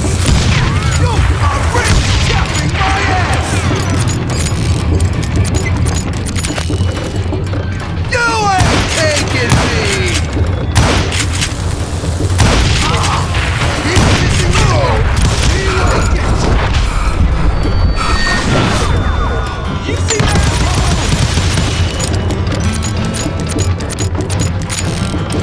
I can shoot too! This is gonna hurt! Can't do it again!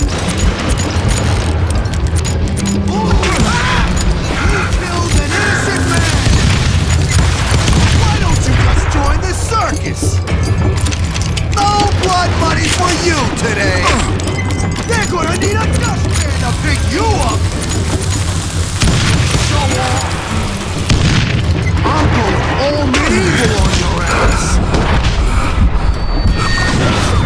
They're gonna burn you in a million pieces.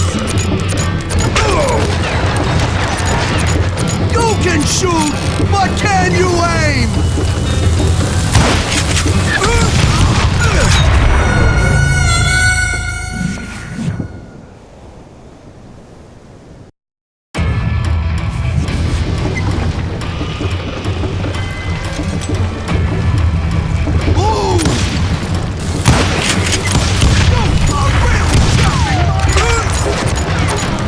I can shoot too!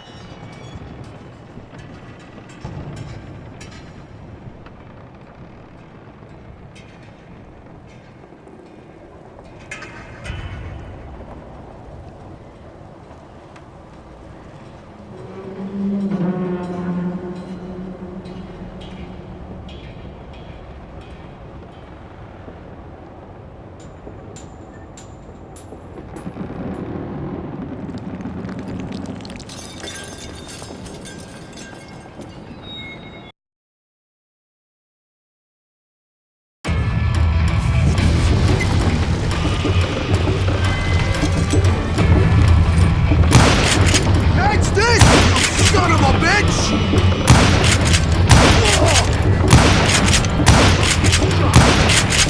No blood money for you today! So long!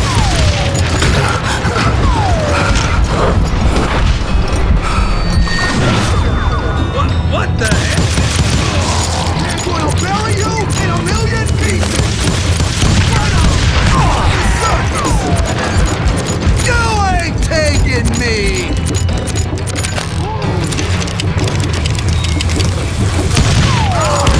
Keep pissing me off! See what it gets! They're gonna bury you in a million pieces! Ooh, I can shoot too! They're gonna need a goddamn to pick you up! Good shot! Can't do it again! I'm going all medieval on your ass! You are really kicking my ass! You can shoot, but can you aim? So that's how Henry Plummer died. Him and his crew were worth their weight in gold. And now, I was officially a bounty hunter.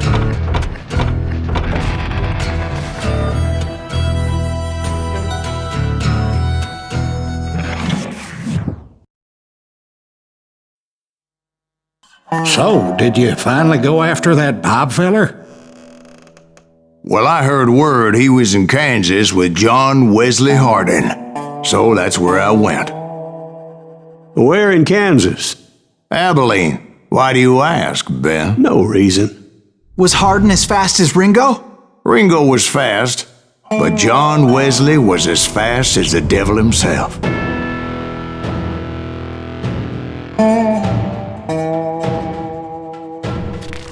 Hell, he killed his first man at 15. From that day forward, he had a price on his head and wouldn't back down for nobody, not even Wild Bill Hickok himself.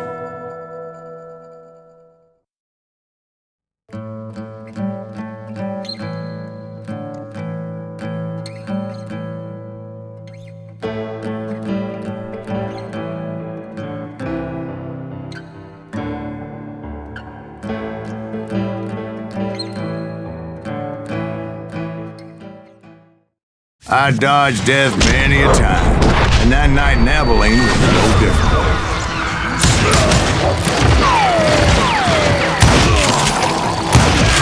I was there with the intention of finding that bastard Bob and collecting the bounty on John Wesley.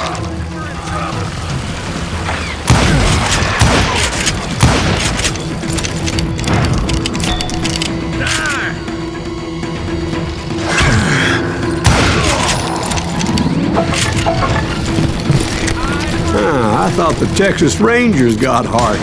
Yeah, that's what they want you to believe.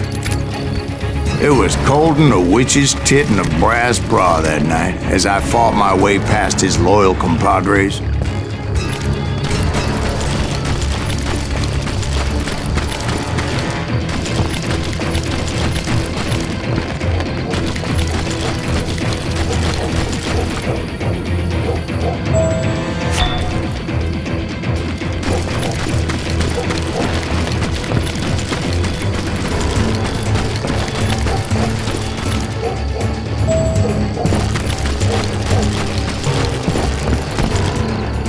The very same saloon we're sitting in today. Look around and imagine this place painted in blood. Hardin was waiting for me, and...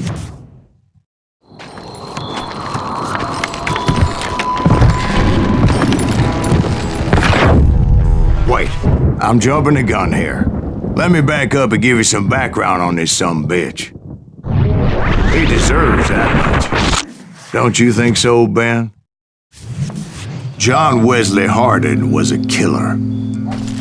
By the end, he confessed to taking the lives of 42 men.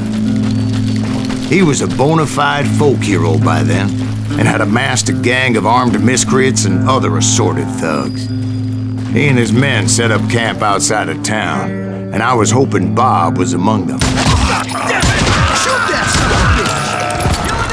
They didn't ask why I was there. They knew. Shoot him! As most of them were wanted as well. I figured Hardin was here somewhere, but to get to him, I'd have to get past his gun hands. And that was easier said than done, as most of them were as foolish and full of bravado as I was. I had to spill a lot of blood to find out Hardin wasn't in that camp. He was carousing in town with his closest friends. Hardin's boys apparently didn't want me to reach the Bull's Head. Some were hightailing it into town to inform their jefe of my unwelcome presence.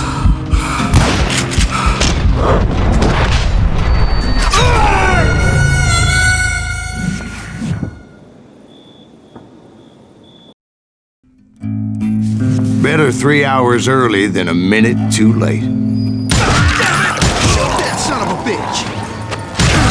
God damn you! There he is!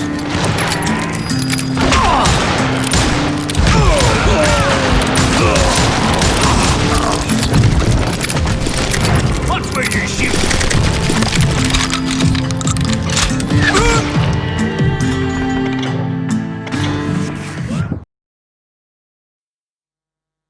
So, did you finally go after that Bob feller?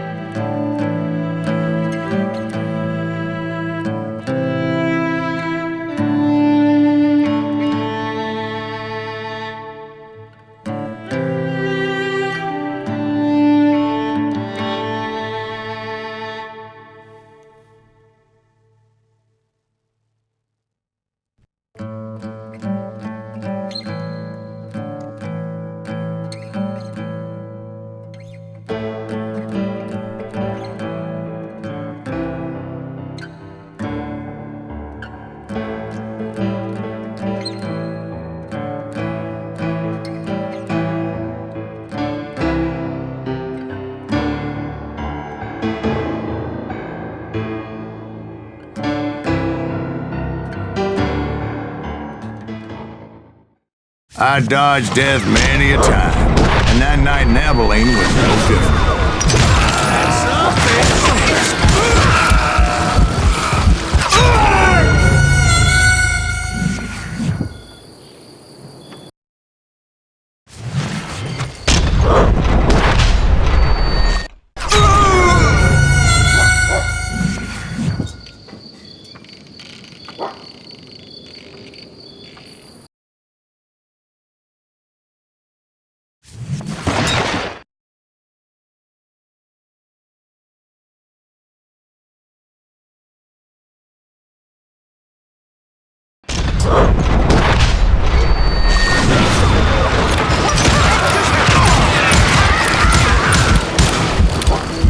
I was there with the intention of finding that bastard Bob and collecting the bounty on John Wesley. Get out of here! Can't get a good shot at him.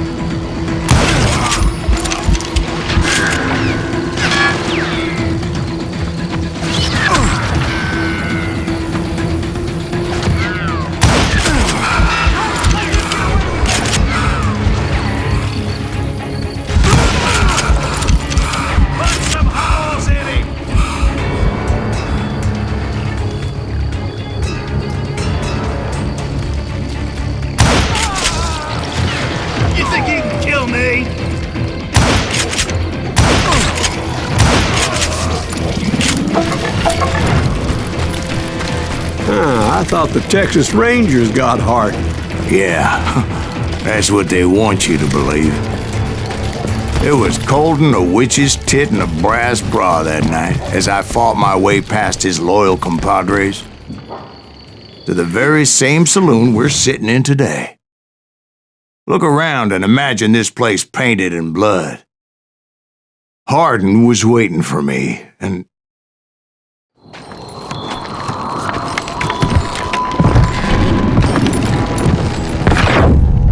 wait, I'm jumping the gun here. Let me back up and give you some background on this sumbitch. He deserves that much. Don't you think so, Ben?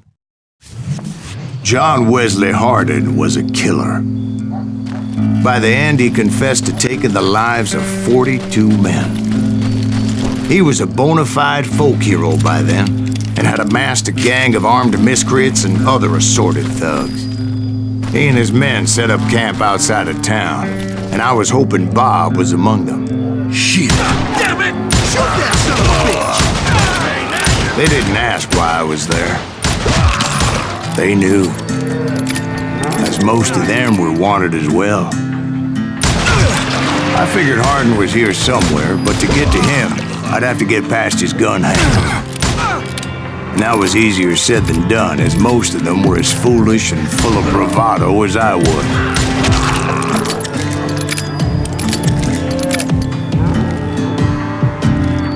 I'm putting you down.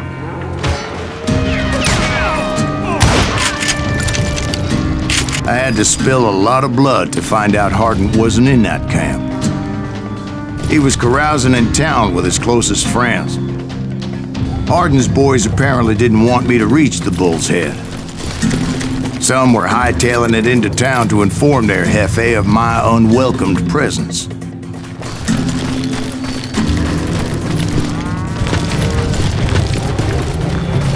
Yeah, you know you can't beat me.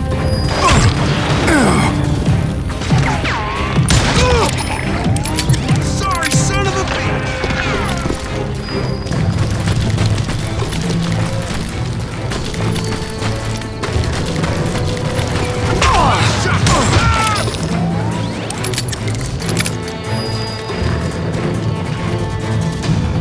Can't believe you keep missing!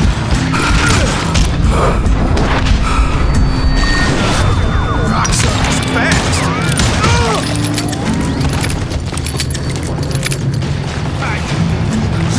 Bitch!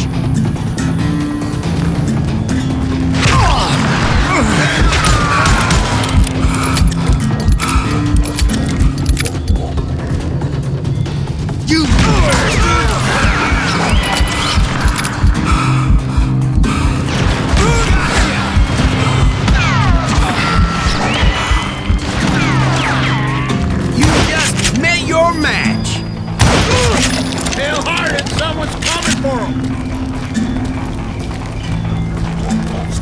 some bitch! Let the boys know we got another law dog.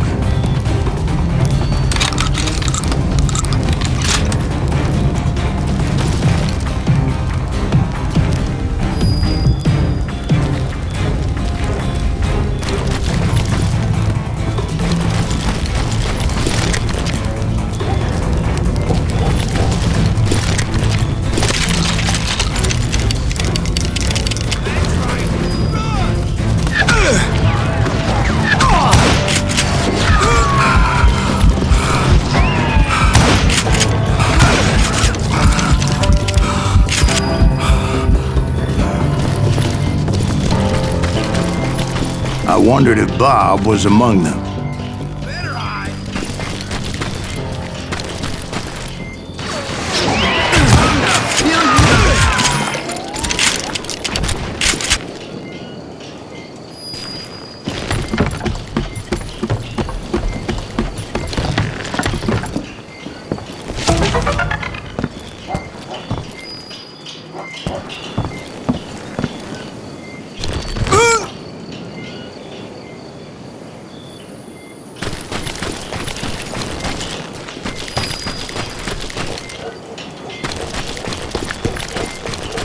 And I steeled myself for the fight ahead. For as good as I was, deep down I wondered if John Wesley wasn't just a little bit better.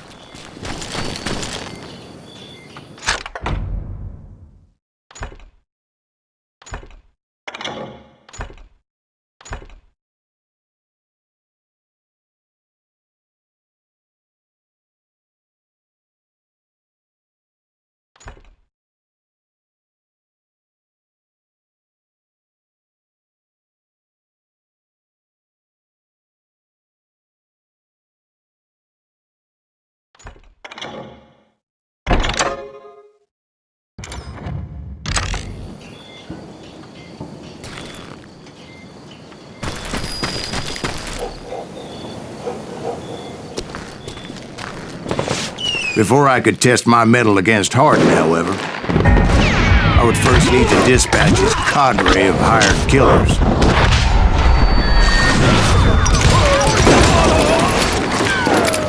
Most of these degenerates were beyond redemption, but John Wesley might have been a different story.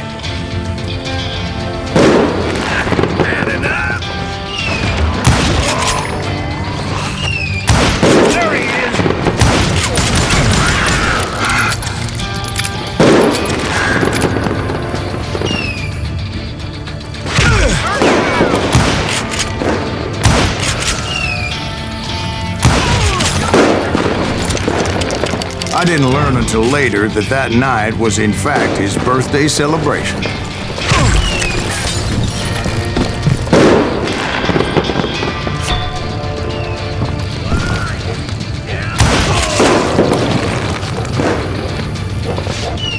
Shoot him! Shoot him!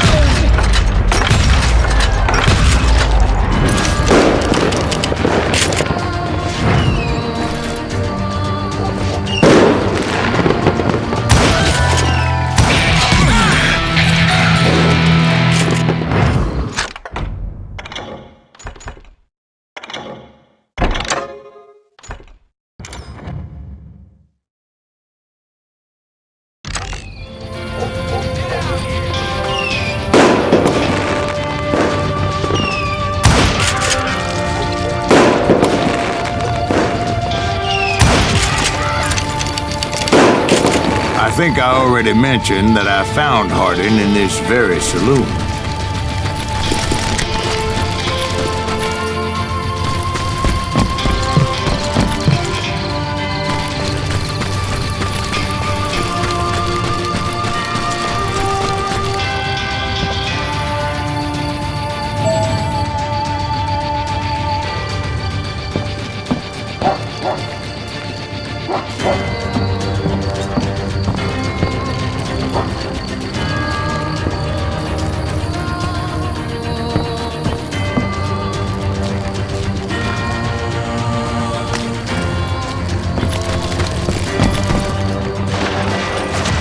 Suffice it to say, nobody there was happy to see me.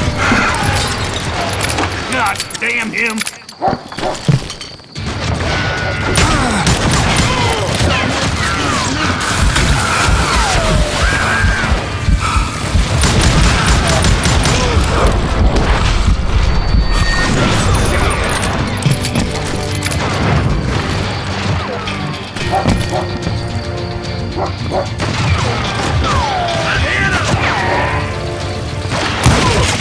In fact, I felt a certain hostility.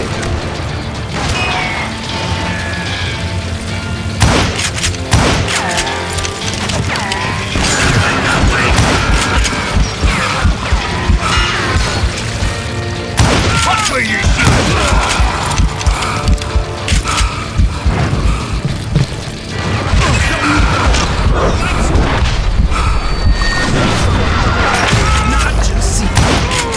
I was disappointed that neither Bob nor John Wesley were among the dead. But that was short-lived, as a moment later I was facing down the fastest gun in the West.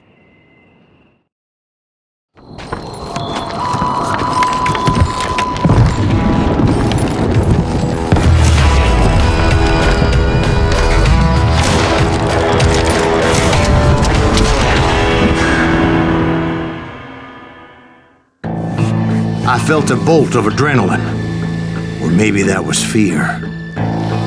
He was well known for his tricks, and I knew I'd need my own if I was ever to defeat him.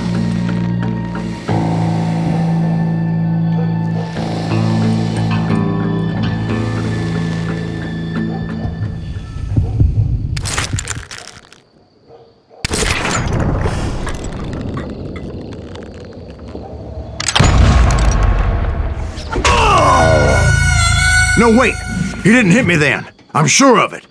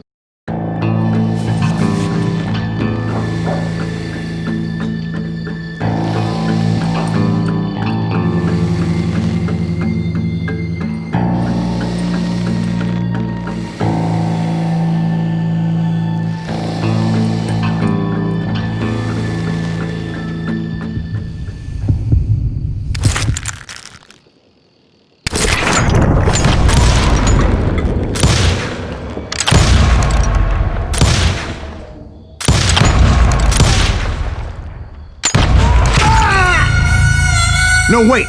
He didn't hit me then. I'm sure of it.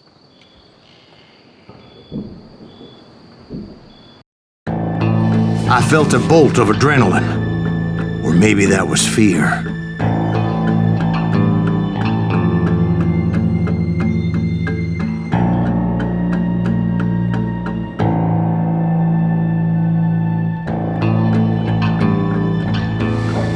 He was well known for his tricks, and I knew I'd need my own if I was ever to defeat him.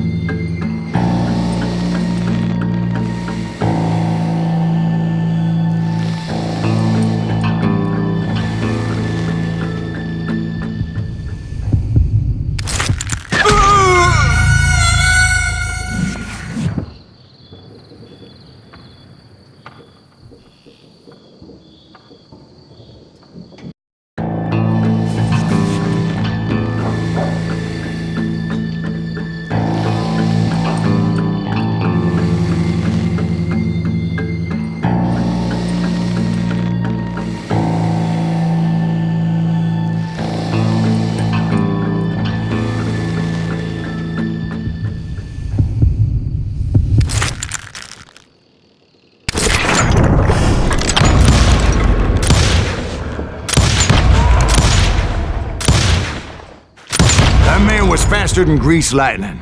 But being inebriated as he was, he didn't count his shots. And now, he was at my mercy. So he didn't die? No, I sent him to prison. Years later, after he was free, some restless Avenger took his life.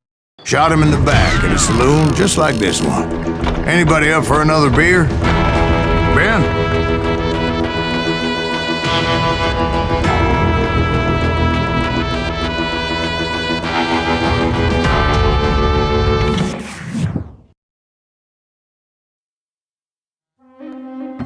Thank you, darling. Yeah, some say revenge is a dish best served cold.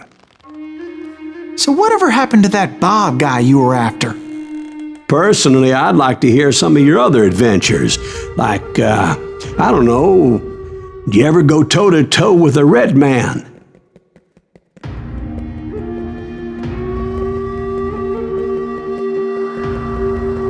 Yes, I did, Ben. I remember once I was after this renegade Apache, Grey Wolf. Strangely enough, revenge was also his primary motivation.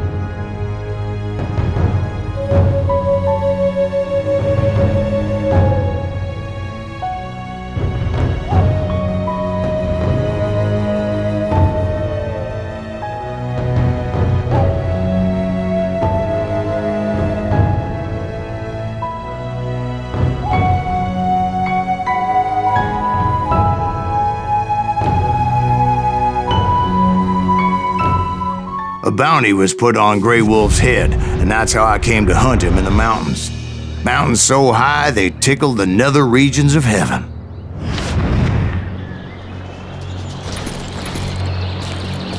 Grey Wolf was a Chiricahua Apache medicine man who had led a war party in revenge for a massacre against his people. The U.S. Army had attacked his tribe during his daughter's sacred sunrise ceremony, and the slaughter was unspeakable. I understood his anger, as there's nothing more traumatic than seeing those you love die in a cruel and painful death. Right from the beginning, I couldn't shake the feeling that Grey Wolf was watching my every move. He led a band of young Apache warriors who wanted retribution and were more than willing to die for him.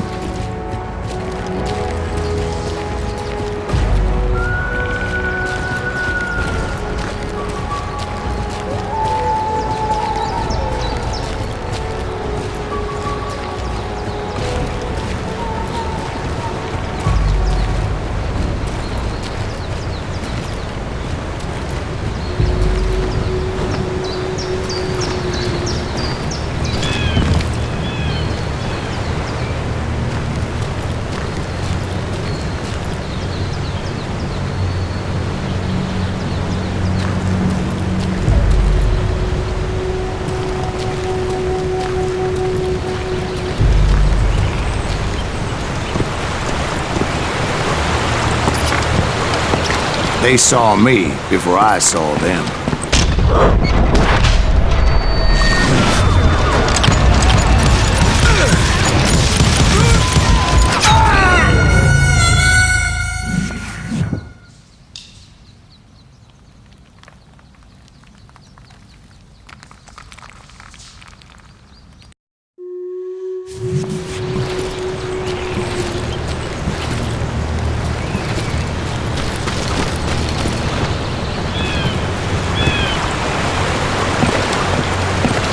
They saw me before I saw them.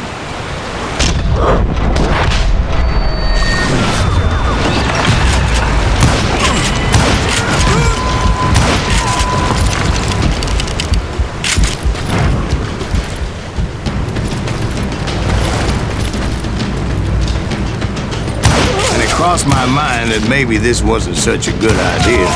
But now that the shooting has started, there was no backing down.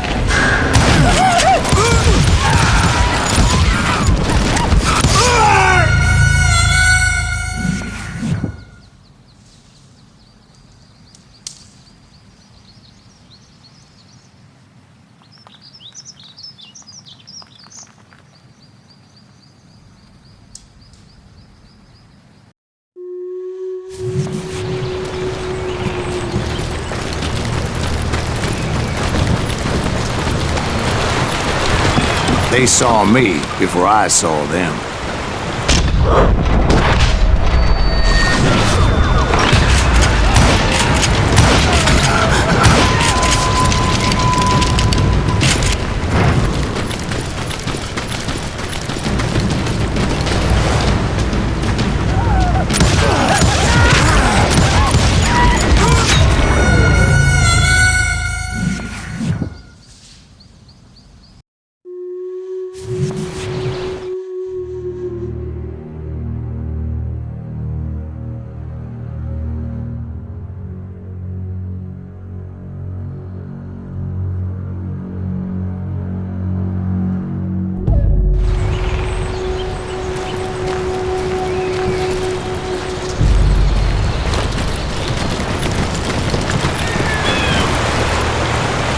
They saw me before I saw them.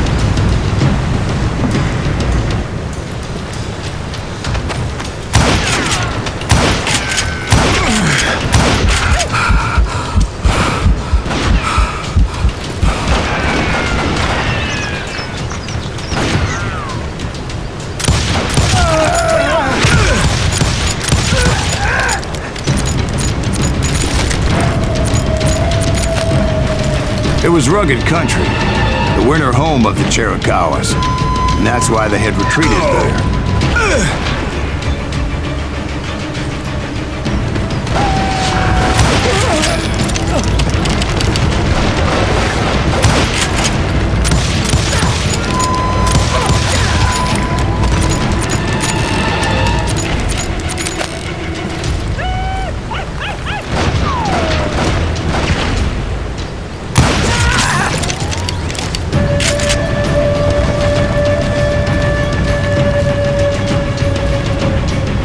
I admit to having some regrets about going after them the way I did.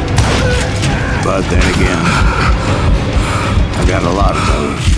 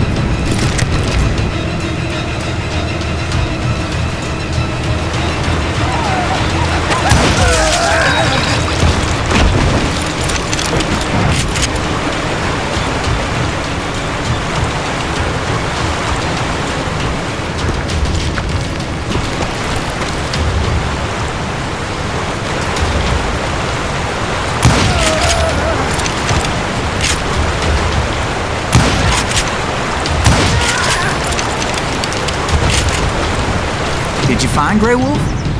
Not at that moment, but I did find the entrance to their hideout.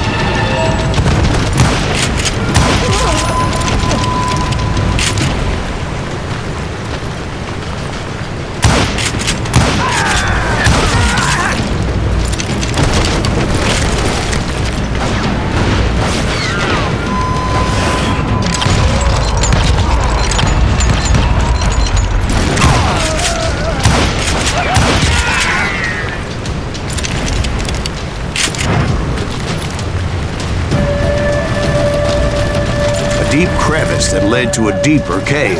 Don't tell me you went in there. Yeah, but it's not out of bravery so much as pure, angry cussedness.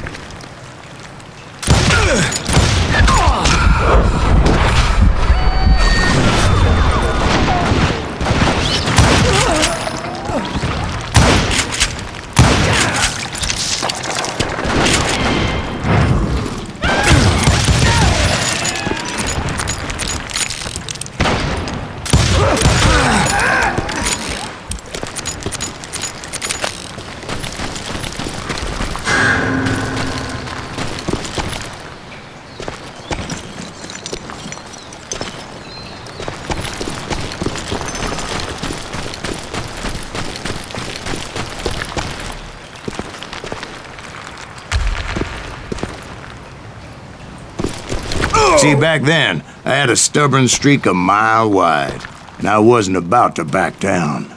So it was like pitch black in there? Actually, it was pretty well lit, as they had torches on the walls.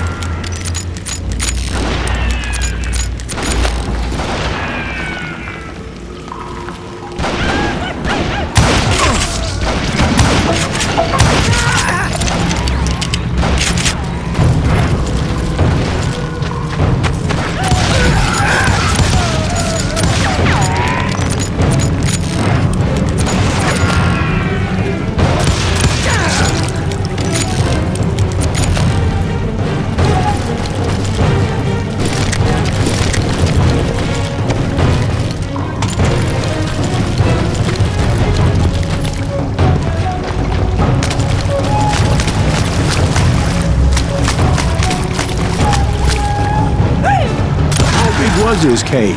Big as hell, Ben. Chiricahua had hid out there during the Indian Wars.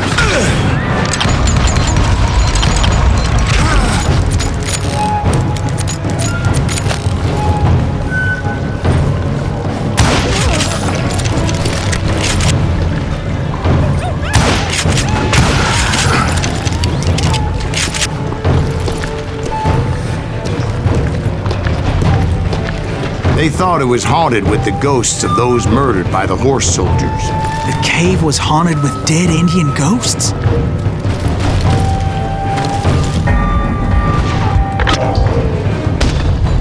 To be honest, I was more concerned with the live ones than the dead ones.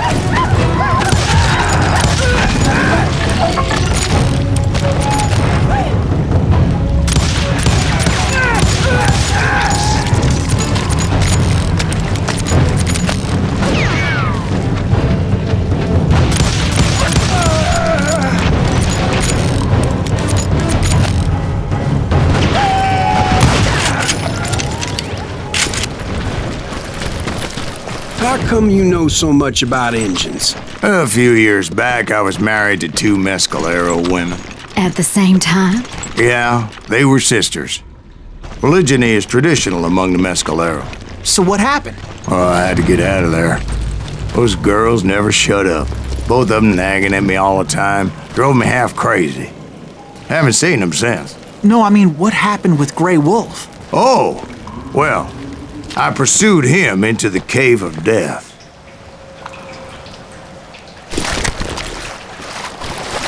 I came upon this flooded grotto, and that's when I saw him. He came to me unarmed and unafraid. His voice echoed in the shadows, and I sensed he meant me no harm. You carry great darkness in your heart, and if you do not release it, it will claim your soul. The sound of his voice put some kind of ancient Indian spell on me. As his story unfolded in my mind.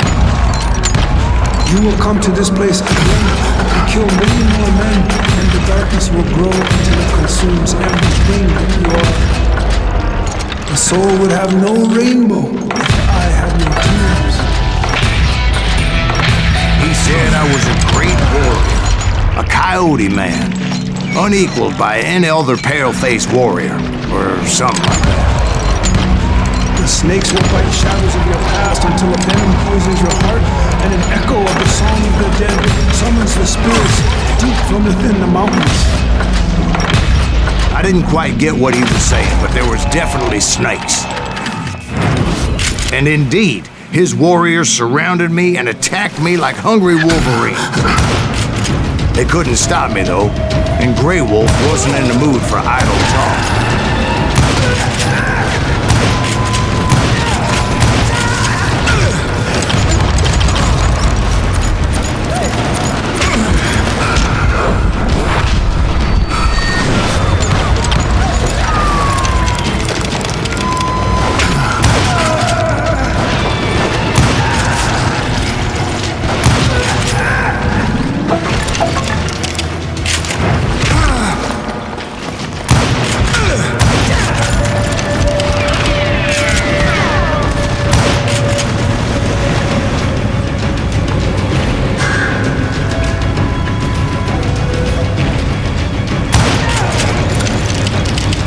I swear I couldn't see any way out of this trap. But suddenly, one just appeared. Kind of like a miracle.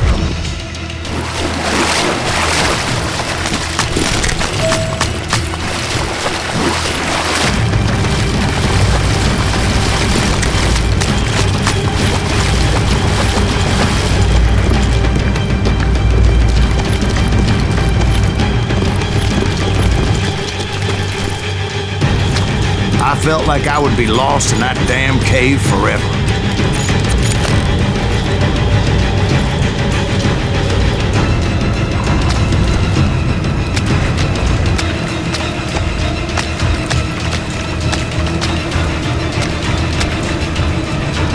Finally, I found myself back outside, perched on the edge of a precipice, overlooking a thundering whitewater river. To get where I was going required several leaps of faith, but no way in hell I was turning back.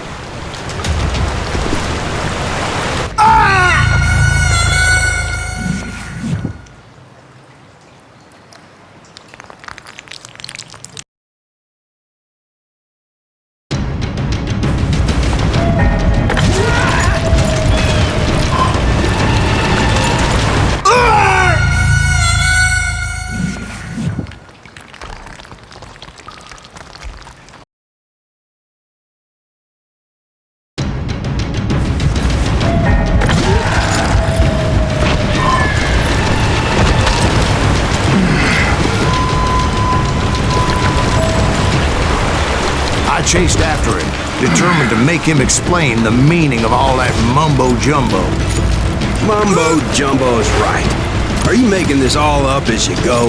A few details may be fuzzy, brother, but I am relating exactly what happened to me. There were dozens of Apache warriors aiming at me from on high. Dozens? Well, maybe not dozens, but there was a lot of them. At least 3 or 4. Well, more than that, little lady.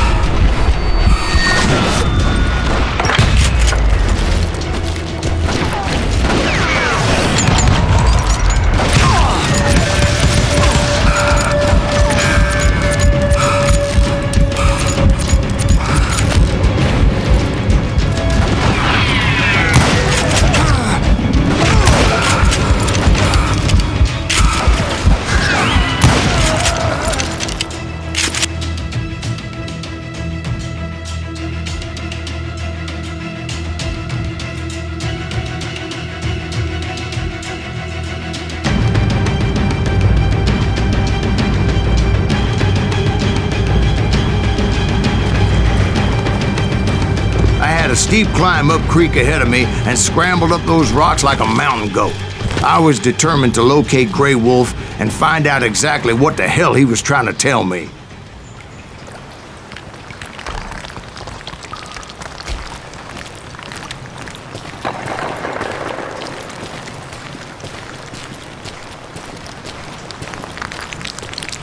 And wouldn't you know it, that crafty son of a bitch led me right into a trap. What kind of trap? Well, son, there had to be at least 100 Apaches surrounding me.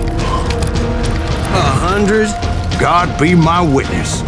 Oh, come on. Who are you kidding? Hey, I believe you. Come on, tell us how it ended. All right, but I'm not gonna drag this out. Where were we? You were surrounded by 100 Apache warriors. Well, I didn't take the time to count them exactly, but there were a lot of them.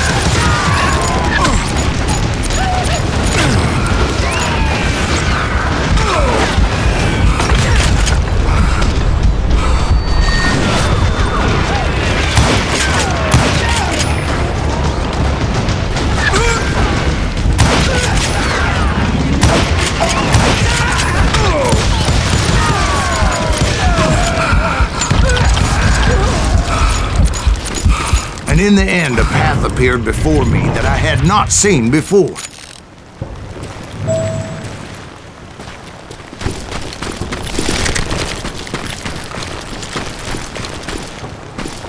I followed it as I desperately needed to find out what Grey Wolf was trying to tell me.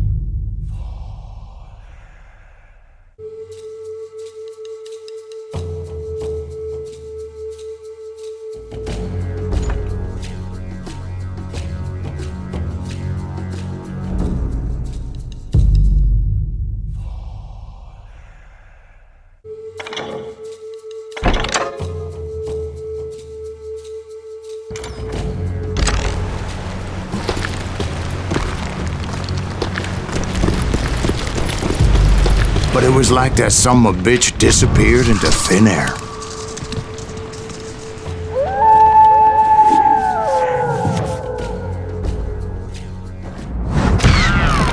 Never did find him.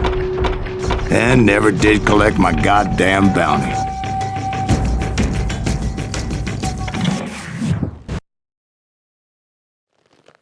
Thank you, darling. It's interesting how the truth can sometimes seem might malleable, depending upon your point of view.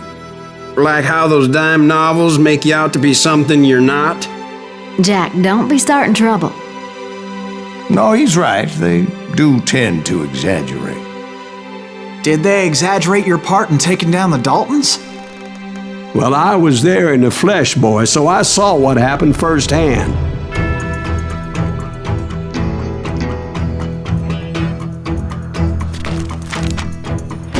Those Daltons were lawmen once, before they all went bad, robbing banks and trains clear across the territory.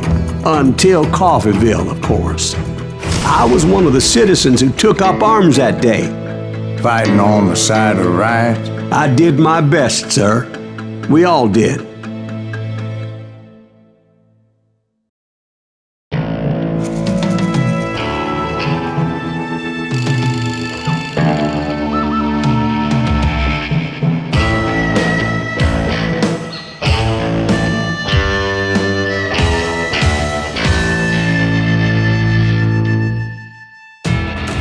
It was early morning. One of my friends was a local gunsmith, and he handed out firearms to anybody who'd take one. You see, the Daltons got it in their heads to rob 2 banks at the same time. 2 banks on the same damn street. Story was Bob Dalton's girl was always riding him about how he had no ambition. Oh, you're nobody next to Jesse James, she'd say. Finally, the bastard took his brothers to Coffeeville just to shut her up. Right. It's always the woman's fault.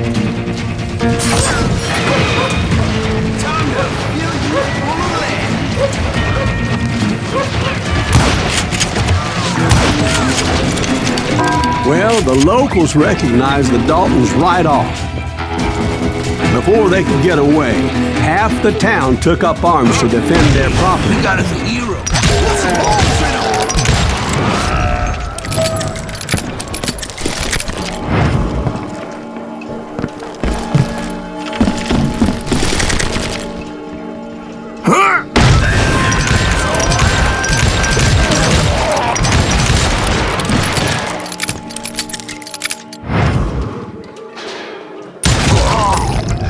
The brothers paid dearly for their stupidity, but everybody knows they had it coming. There's more to it than that.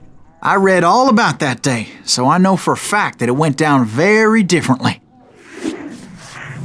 First of all, it was high noon. A posse of U.S. deputy marshals were on the rooftop across the street. Get ready, boys. They're gonna make a move. The lawmen had been tracking the Daltons for months. Now they finally had them dead to rights. Among them was a bounty hunter feared by many a lawbreaker. The marshals tried to get the Daltons to surrender. They'll give up eventually. You just gotta wait for some glitches out. This bounty hunter knew that the brothers were far too proud to ever lay down their guns.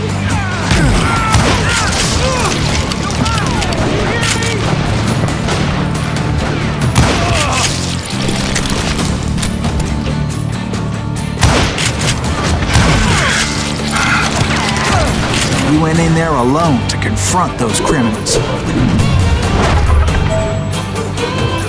One of the marshals shouted, "Where are you going? Are you crazy?" Hey, where do you think you're going, dumbass? That rifle's mine. But he paid him no mind.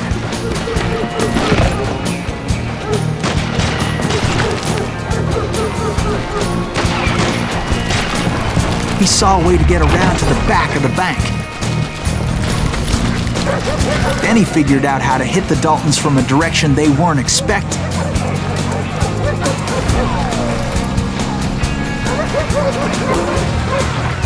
From above. Fortunately, a water tower was right there.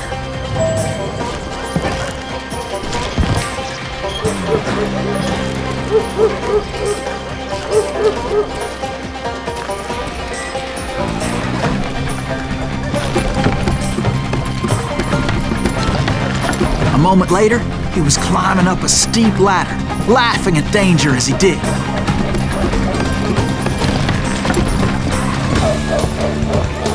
It was brave men like him who risked their lives to tame this wild country.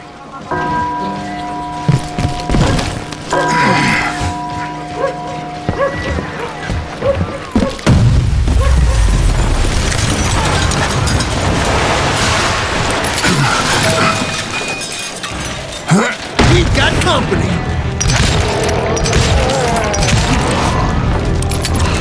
Heroic men like him, who did what other men couldn't or wouldn't to make this country free.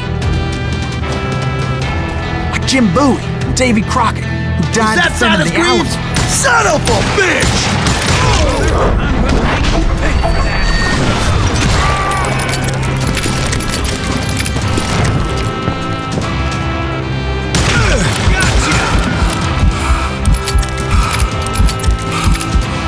You're a goner!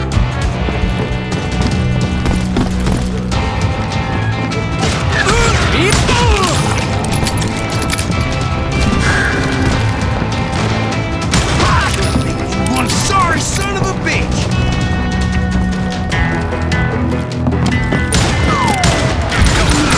The lights of me! I thought I was quick.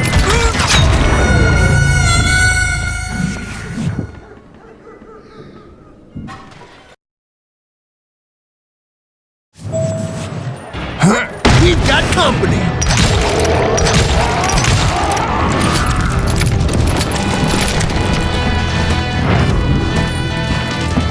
Is that Silas Greaves? Son of a bitch!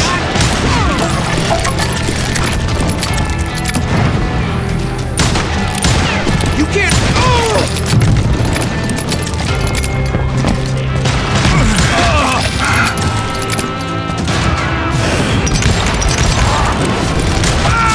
Damn you!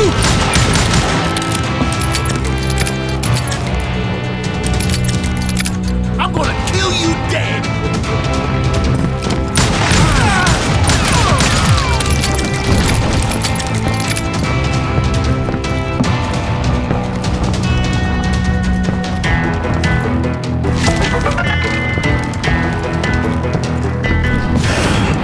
Over there!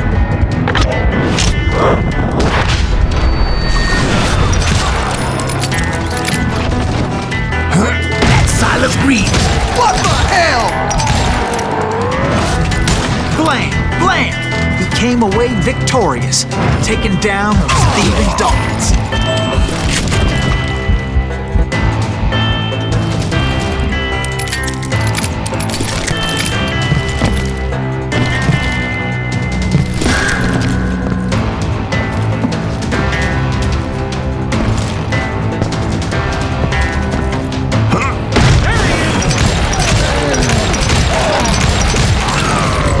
His name was Silas Greaves, and when the dust finally settled, he was the last man standing. Sorry, kid, but that just wasn't the way it happened.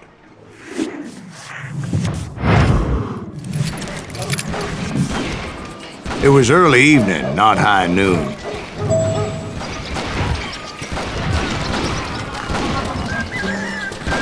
I was late to the party and Coffeyville was already up in arms.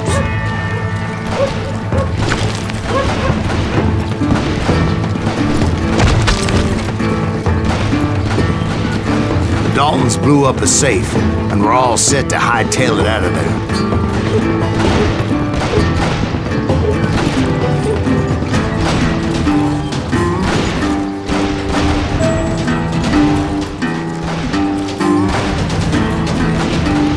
Those pathetic deputies surrounding the bank were dropping like flies.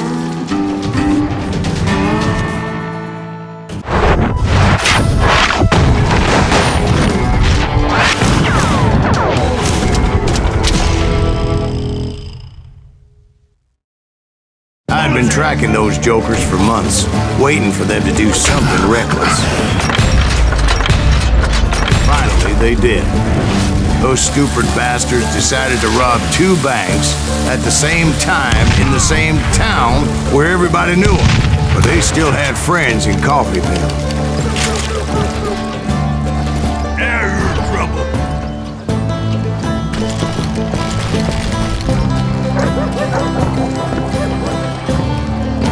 Can you get around corners?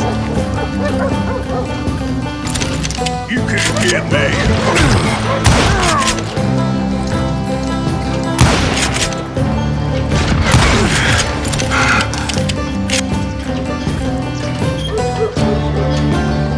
Shoot, I dare you!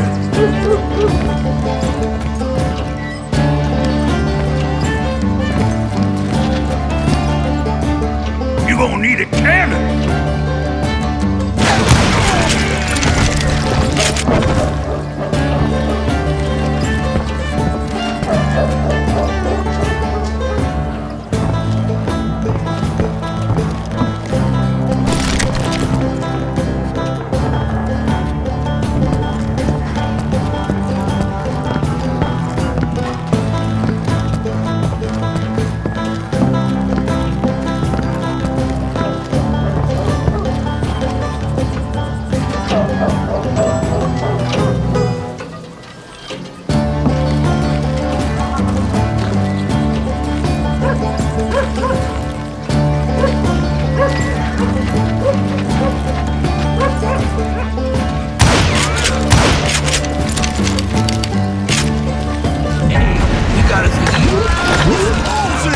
Those friends came after me like a pack of wild dogs, tooth and nail. They were coming at me from all directions. I caught sight of the Daltons running with the money and didn't want to lose them. Problem was, they knew the town better than I did. And to top it off, I found myself in the middle of another shootout entirely. Did the Daltons hole up in somebody's house? No, it was the Smiths, I believe. They were cousins of the Daltons, and they were shooting at the Browns, who were shooting at the Daltons, which wasn't any surprise, because those 2 families have been feuding forever. Since the Joneses are related to the Browns, they shot at the Smiths, pissing off the Heimhoffers, whose daughter recently married a Smith. Well, bullets were flying every which way as all the old feuds in Kansas caught fire all at once. There was a hell of a lot of pissed off people in Coffeyville that day. But that's just the way life is sometimes. Shit happens. You will pay for that! Bad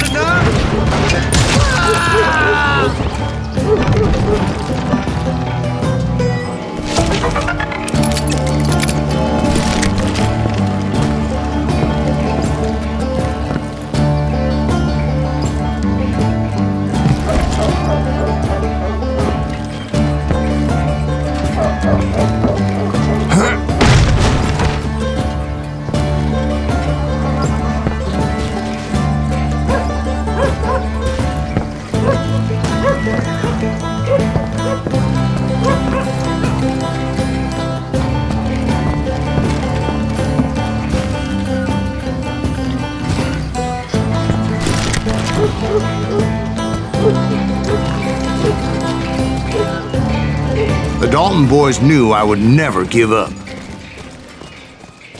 Those Daltons weren't the sharpest knives in the drawer, but they always stood together. They set a trap to slow me down and allow at least 2 of them to escape. The third brother stayed behind to plant me, just in case that trap of theirs didn't work.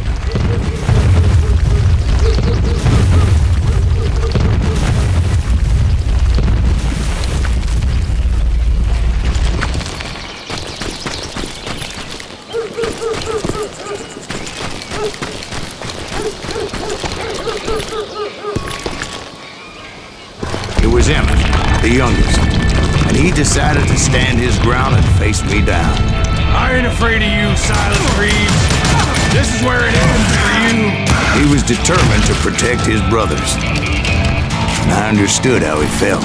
Taking me on all by his lonesome wasn't exactly a recipe for a long life.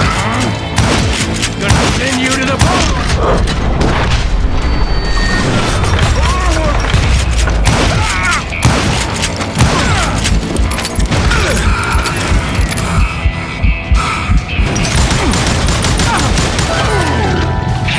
But Emmett Dalton survived the robbery in Coffeyville. He's the only Dalton who did.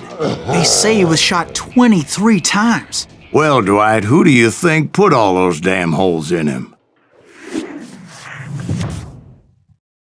But I have to admit, that boy had grit.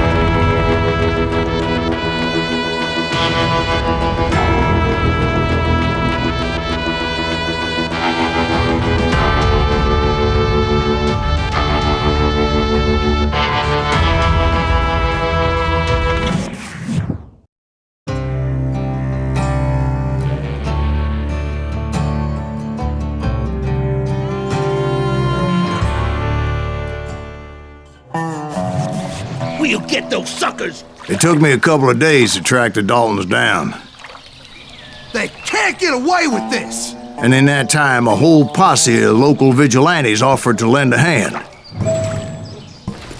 We'll track him to the ends of the earth. They seemed as determined as me to find those outlaws.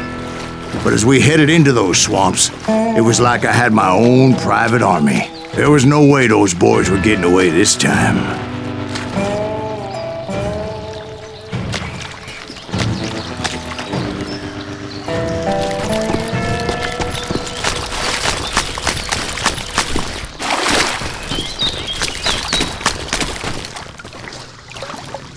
It was early fall, right?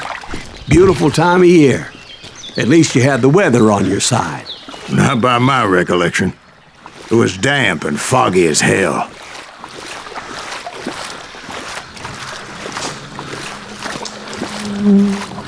It was tough to stay on a true course, so we kept an eye out for landmarks.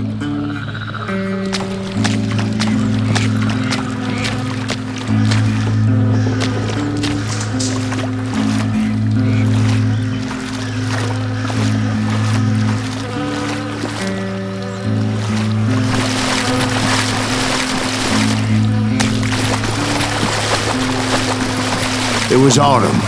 The maple trees were in full color, red as blood.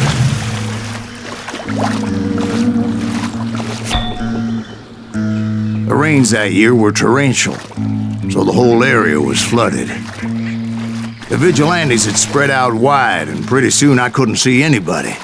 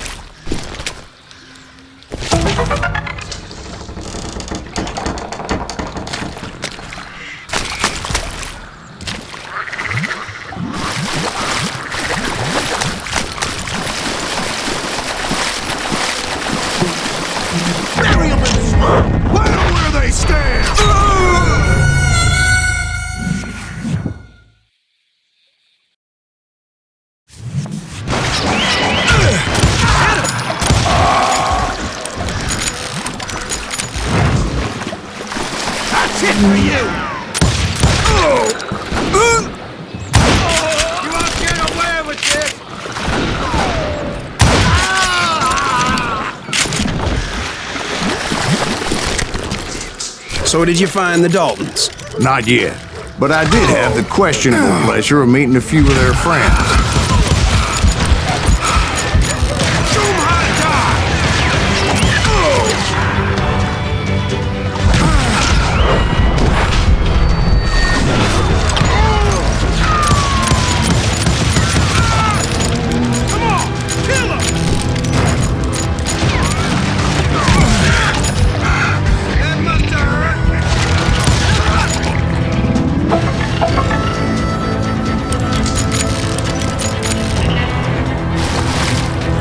The boys had established quite a reputation by that time, so they attracted all manner of riffraff to their cause.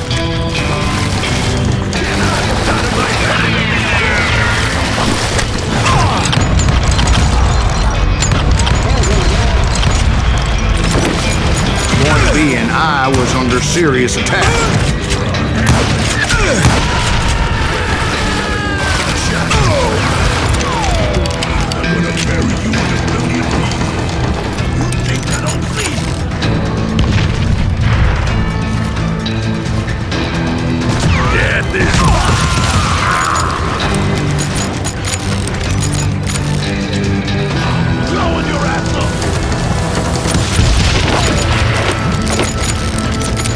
Let's see what you got.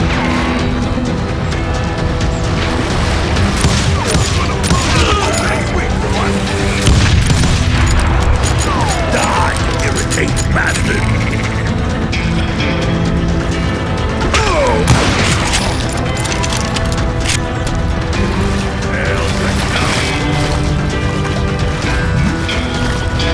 I'm gonna blow your damn head off. And my reinforcements was nowhere to be seen.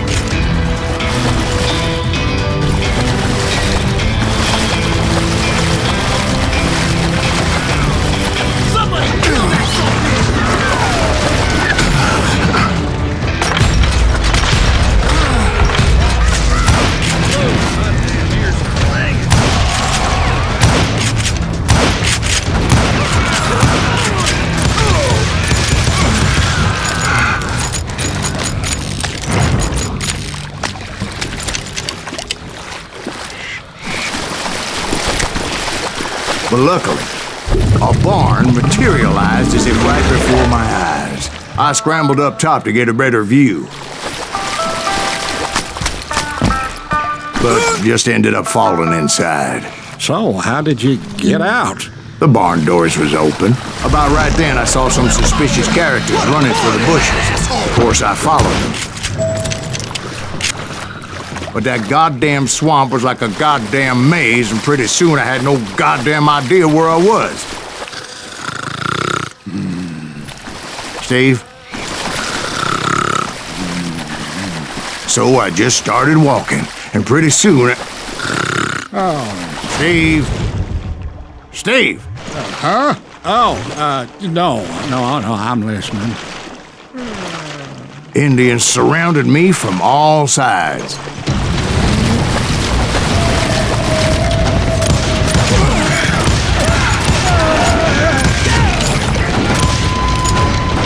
Indians? There were Indians. No. I just wanted to make sure Steve was paying attention. Now, where was I? You were following the Daltons through a swamp? That's right. See, Steve? Dwight's paying attention. No, I'm listening. I was just resting my eyes. So, where was I? The Daltons. Right. See, there's a reason so many outlaw gangs are made up of brothers. Being a brother is a very sacred thing. It's a bond like no other.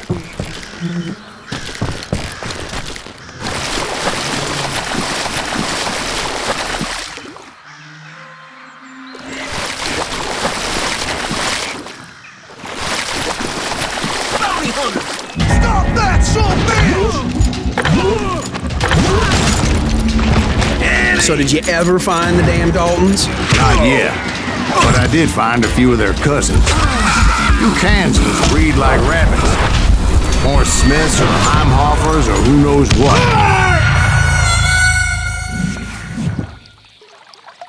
Bounty hunters! Stop that, son bitch! Surprise! Kill that goddamn bounty hunter!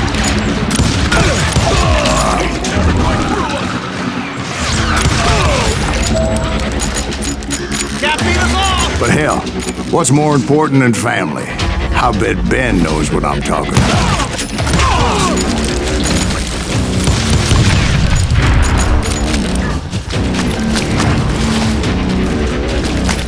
You ready to run, Mom? You're gonna need a dustpan to pick you up.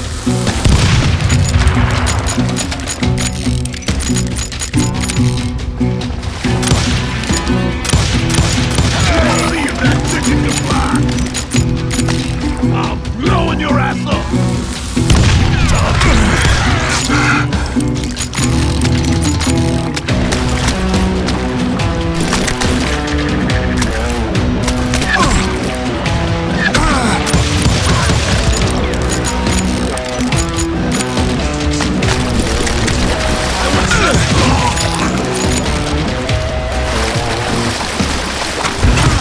Hey, I shot the son of a bitch!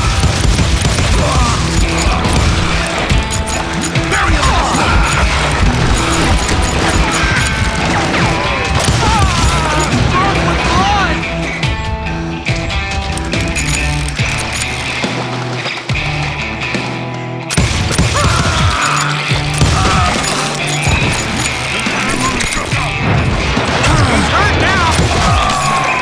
Death is too good for him.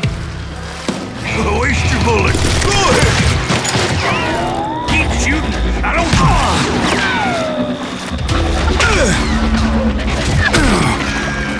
What are you gonna do?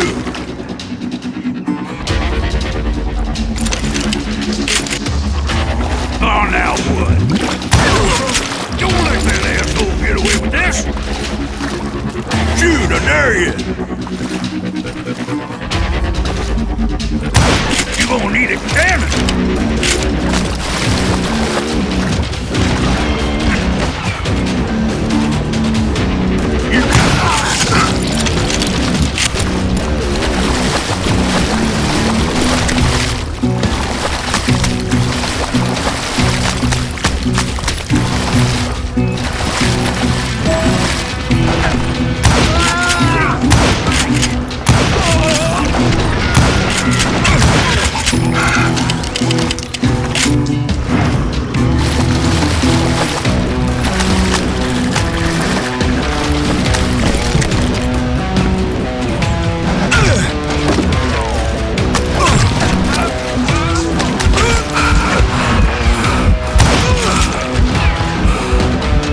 Dead man.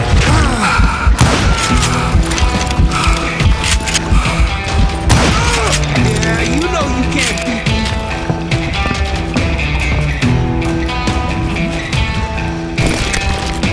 You bastard!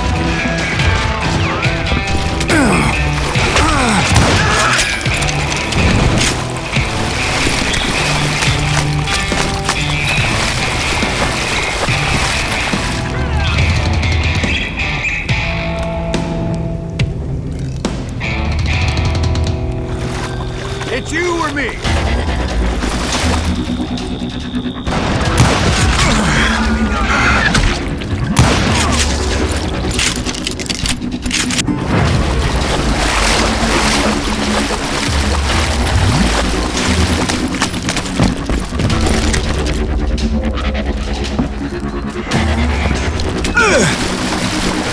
He called down the thunder.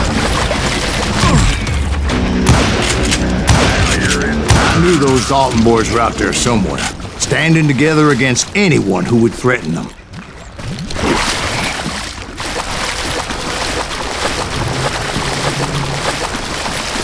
And that's when I saw it. A goddamn steamboat. A steamboat in a swamp? Yeah, Steve, but this wasn't much more than a wreck, really. But how'd a damn steamboat end up in the swamps? Yes, it floated off during the flood of '89. Now, was it a stern wheeler or a side wheeler? What? Does that really make a difference, Steve? It was a steamboat with a goddamn army on board. It was then that a fusillade of bullets come raining down from on high, and those vigilantes who accompanied me weren't anywhere to be found. But among those men that were shooting me, I thought I saw some familiar faces.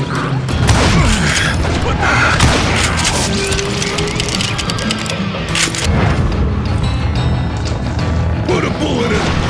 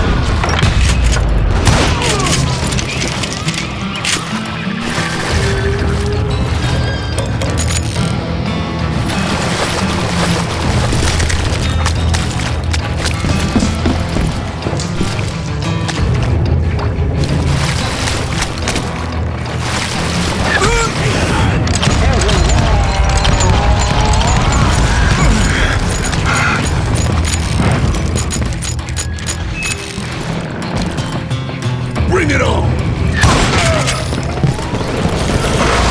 Somewhere up there, the Daltons were waiting on me.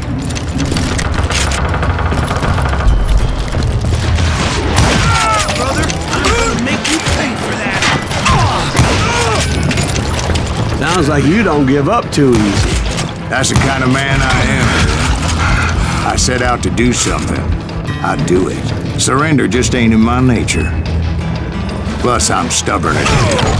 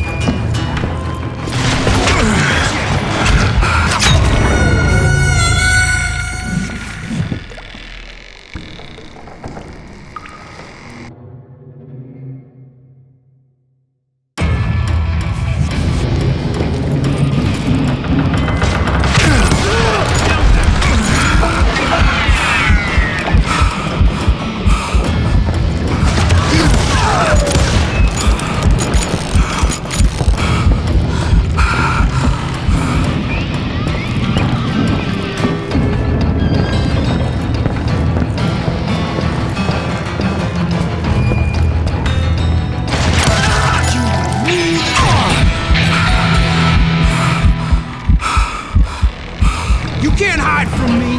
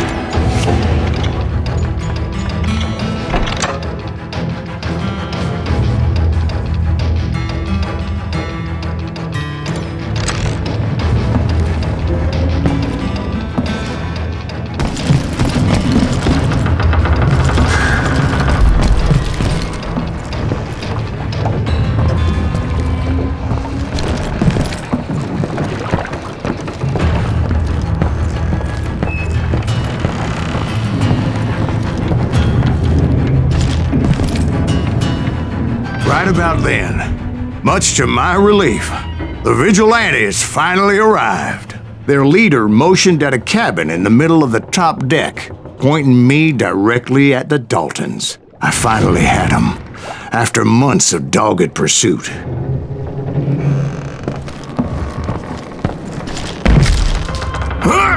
Turned out that they had me. Take him out! I'm sending you to hell!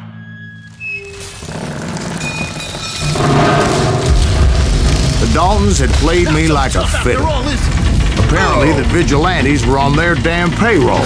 They didn't just want to shoot me. They wanted to burn me alive. But finding my way out of a burning labyrinth proved to be quite a challenge. It was a riverboat, right? I mean, it's not like it was a goddamn ocean liner. Well, yeah, but I was in a Did you hear fight. about that ship that's gonna launch next year? Launch just one more. You're talking about the Titanic. If you ask me, it's too blessed good. I don't think it'll even float. So anyway, Don't be stupid, Steve. They know what they're doing. They say that the Titanic is unsinkable. oh God, But getting back to that steamboat, how'd you get off it, Mr. Greaves? I took in a lot of smoke that day, so I admit my recollection might be a bit hazy. But somehow I managed to finally disembark. I was coughing up smoke and pretty damn pissed. I was done playing games with those boys.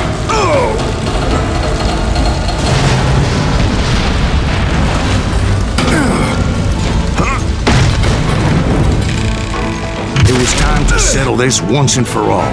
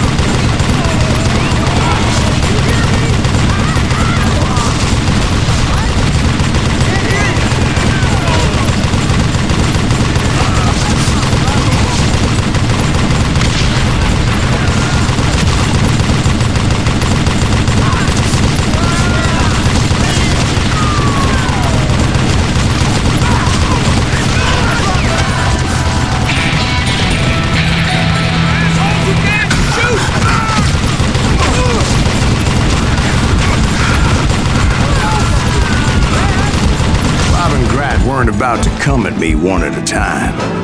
They were in this together. Two brothers side by side, determined to take me down. Confident that this time the odds were on their side.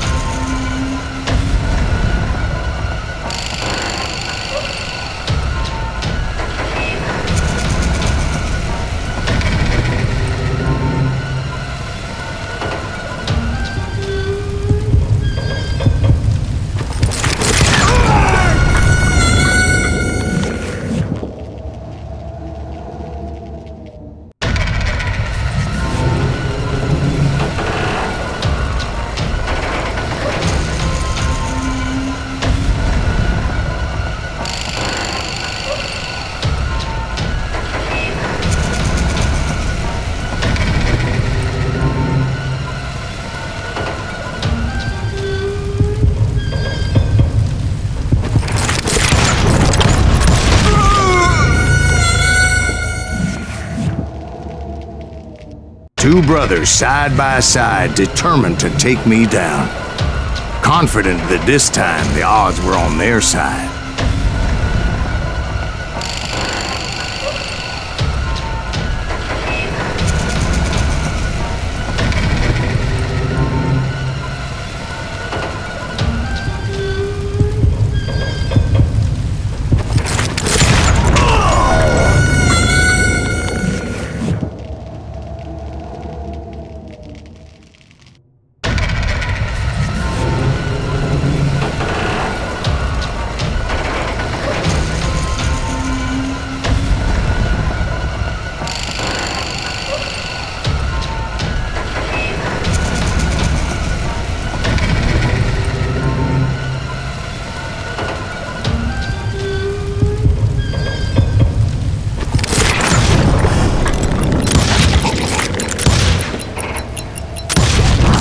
They got it wrong.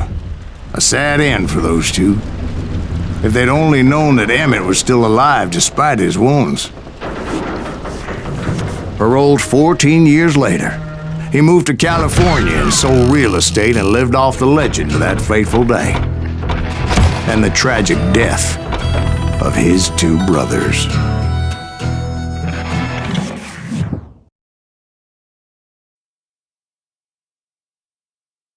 My own brothers died tragically as well, truth be told.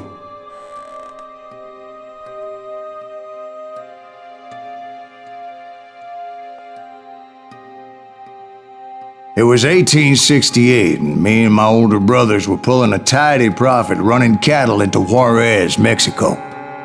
One night after my brothers retired for the evening, I found a little poker game in a cantina with a couple of cowboys. And I just couldn't lose. I even won an old Spanish coin that had to be 100 years old.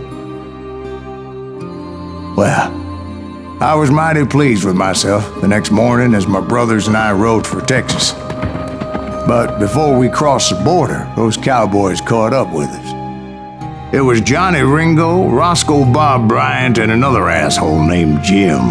They wanted their money back and everything else we had, including our lives, as those boys didn't want us coming for them later. Bob put that old Spanish coin in my mouth and said, "I won't have it said that I left you with nothing, boy." Well, those horses bolted, and there we hung as those bastards rode away. The branch finally snapped under the weight of the three of us, but being my older brothers were bigger and heavier, they were already dead. And right then I swore to myself that I would avenge them. Ringo you know about. But Bob eluded me until I heard he was riding with the Wild Bunch.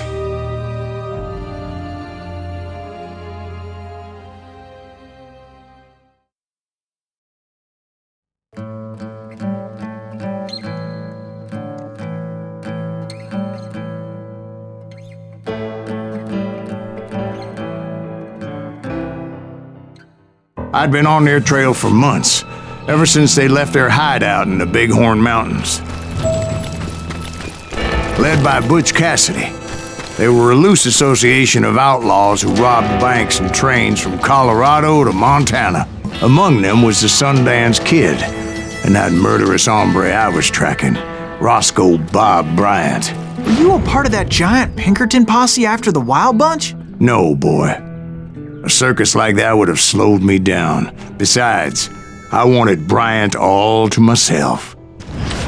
I'd heard about a large shipment of gold being transported to Wilcox, Wyoming on the Overland Flyer. I figured the Wild Bunch would likely hit such a treasure, and by God, I figured right.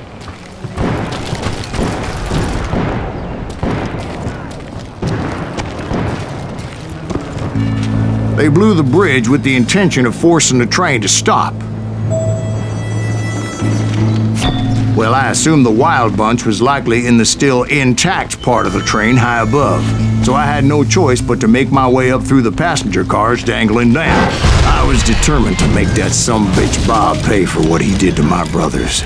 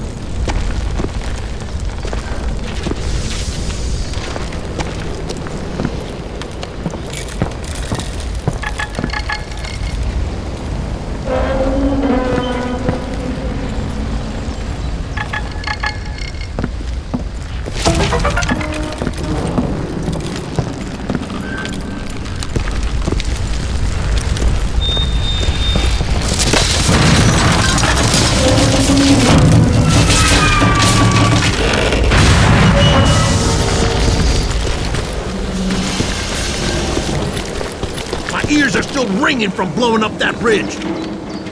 What'd you say?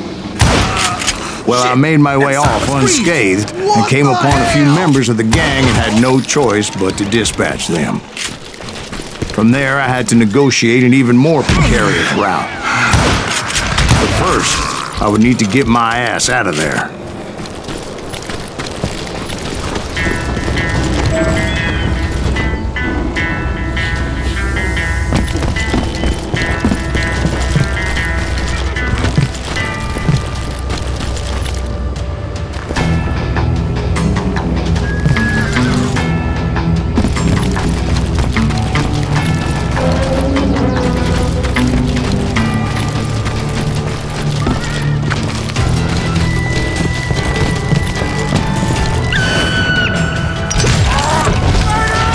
Jumped from the frying pan into the fire as the train was clearly fixing to fall. I had found the gang, but in order to find old Bob, I needed to fight my way forward past a whole passel of desperados. Outside, inside, any way I could, I made my way towards my prey.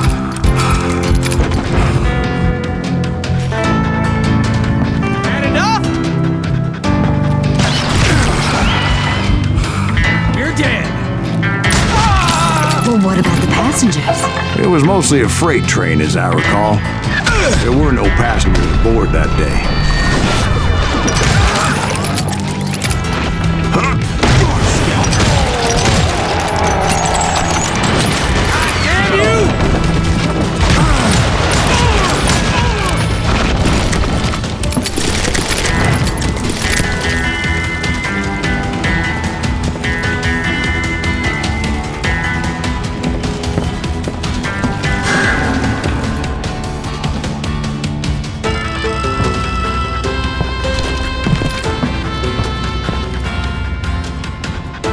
As I mentioned before, I am not fond of heights, but I was too busy dodging bullets to worry about falling to my death.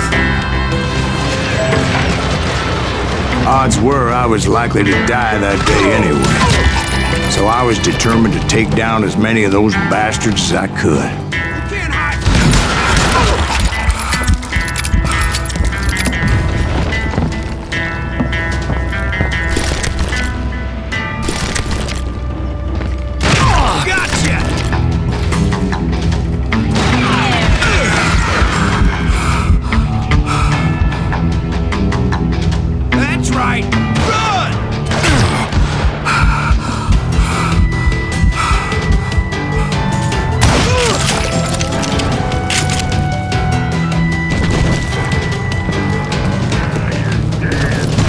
It was like shooting ducks in a shooting gallery. The only difference is these damn ducks shot back.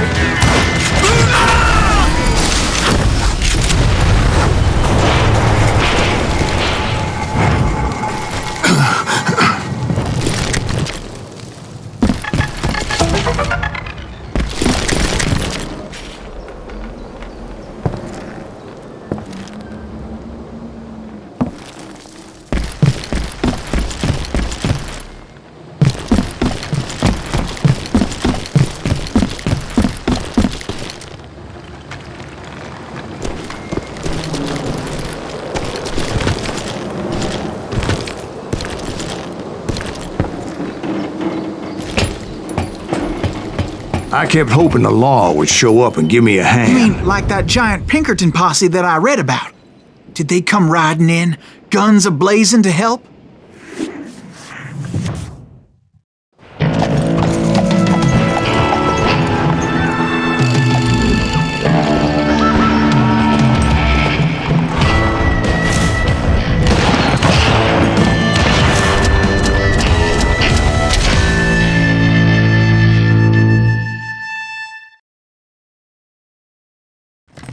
Help? From the Pinkertons? No, son. I had to fight the wild bunch all by my lonesome, as usual. Who the hell is that?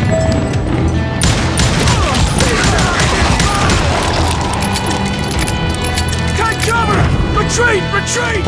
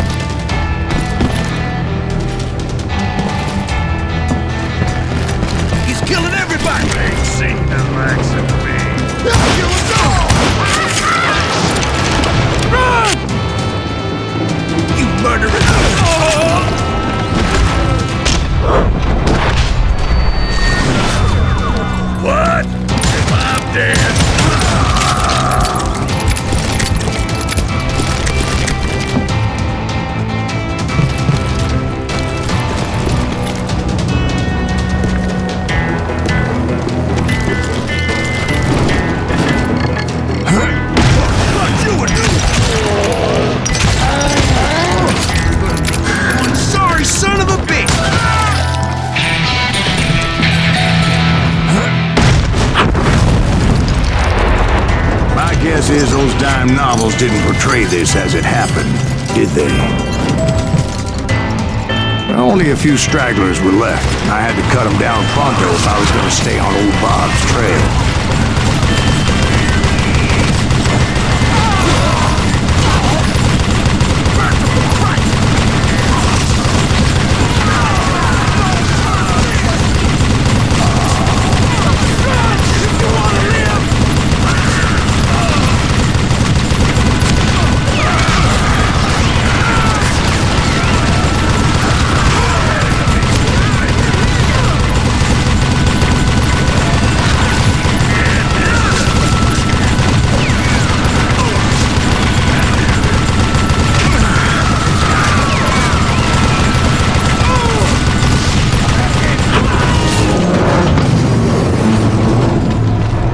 Once I silenced all those guns, I went searching for my nemesis, determined to finally have my justice. But the only survivor who welcomed me was George Flat-Nosed Curry. Who was he? The fastest gun in the gang. Right after Sundance, I mean. And Kid Curry, and maybe Elsie Lay. Though some folks might dispute that.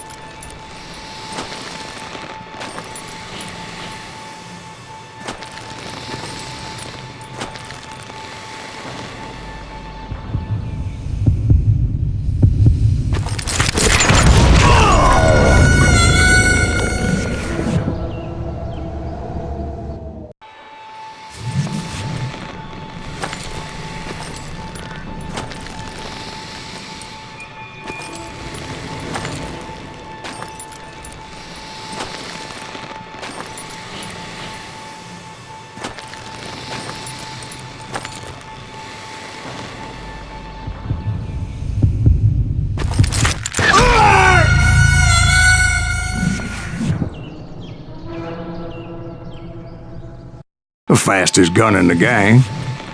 Right after Sundance, I mean. And Kid Curry, and maybe Elsie Lay. Though some folks might dispute that.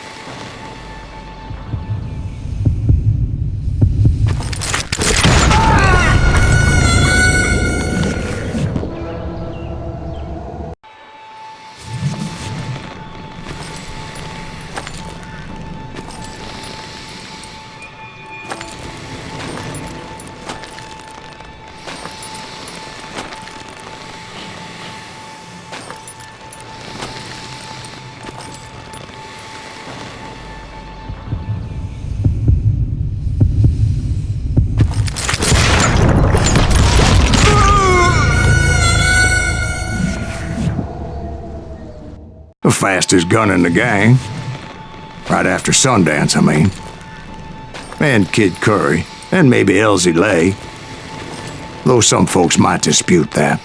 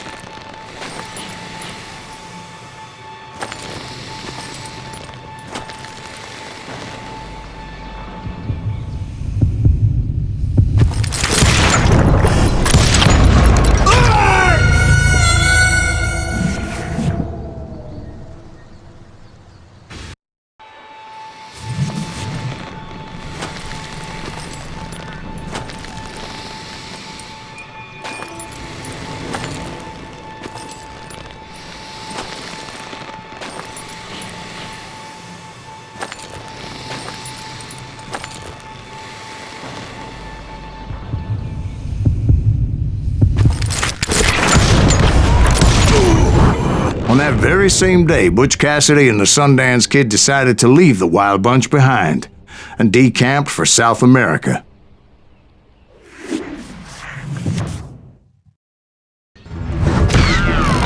They ended up living down there for many years, but I'm sure you already know all about that.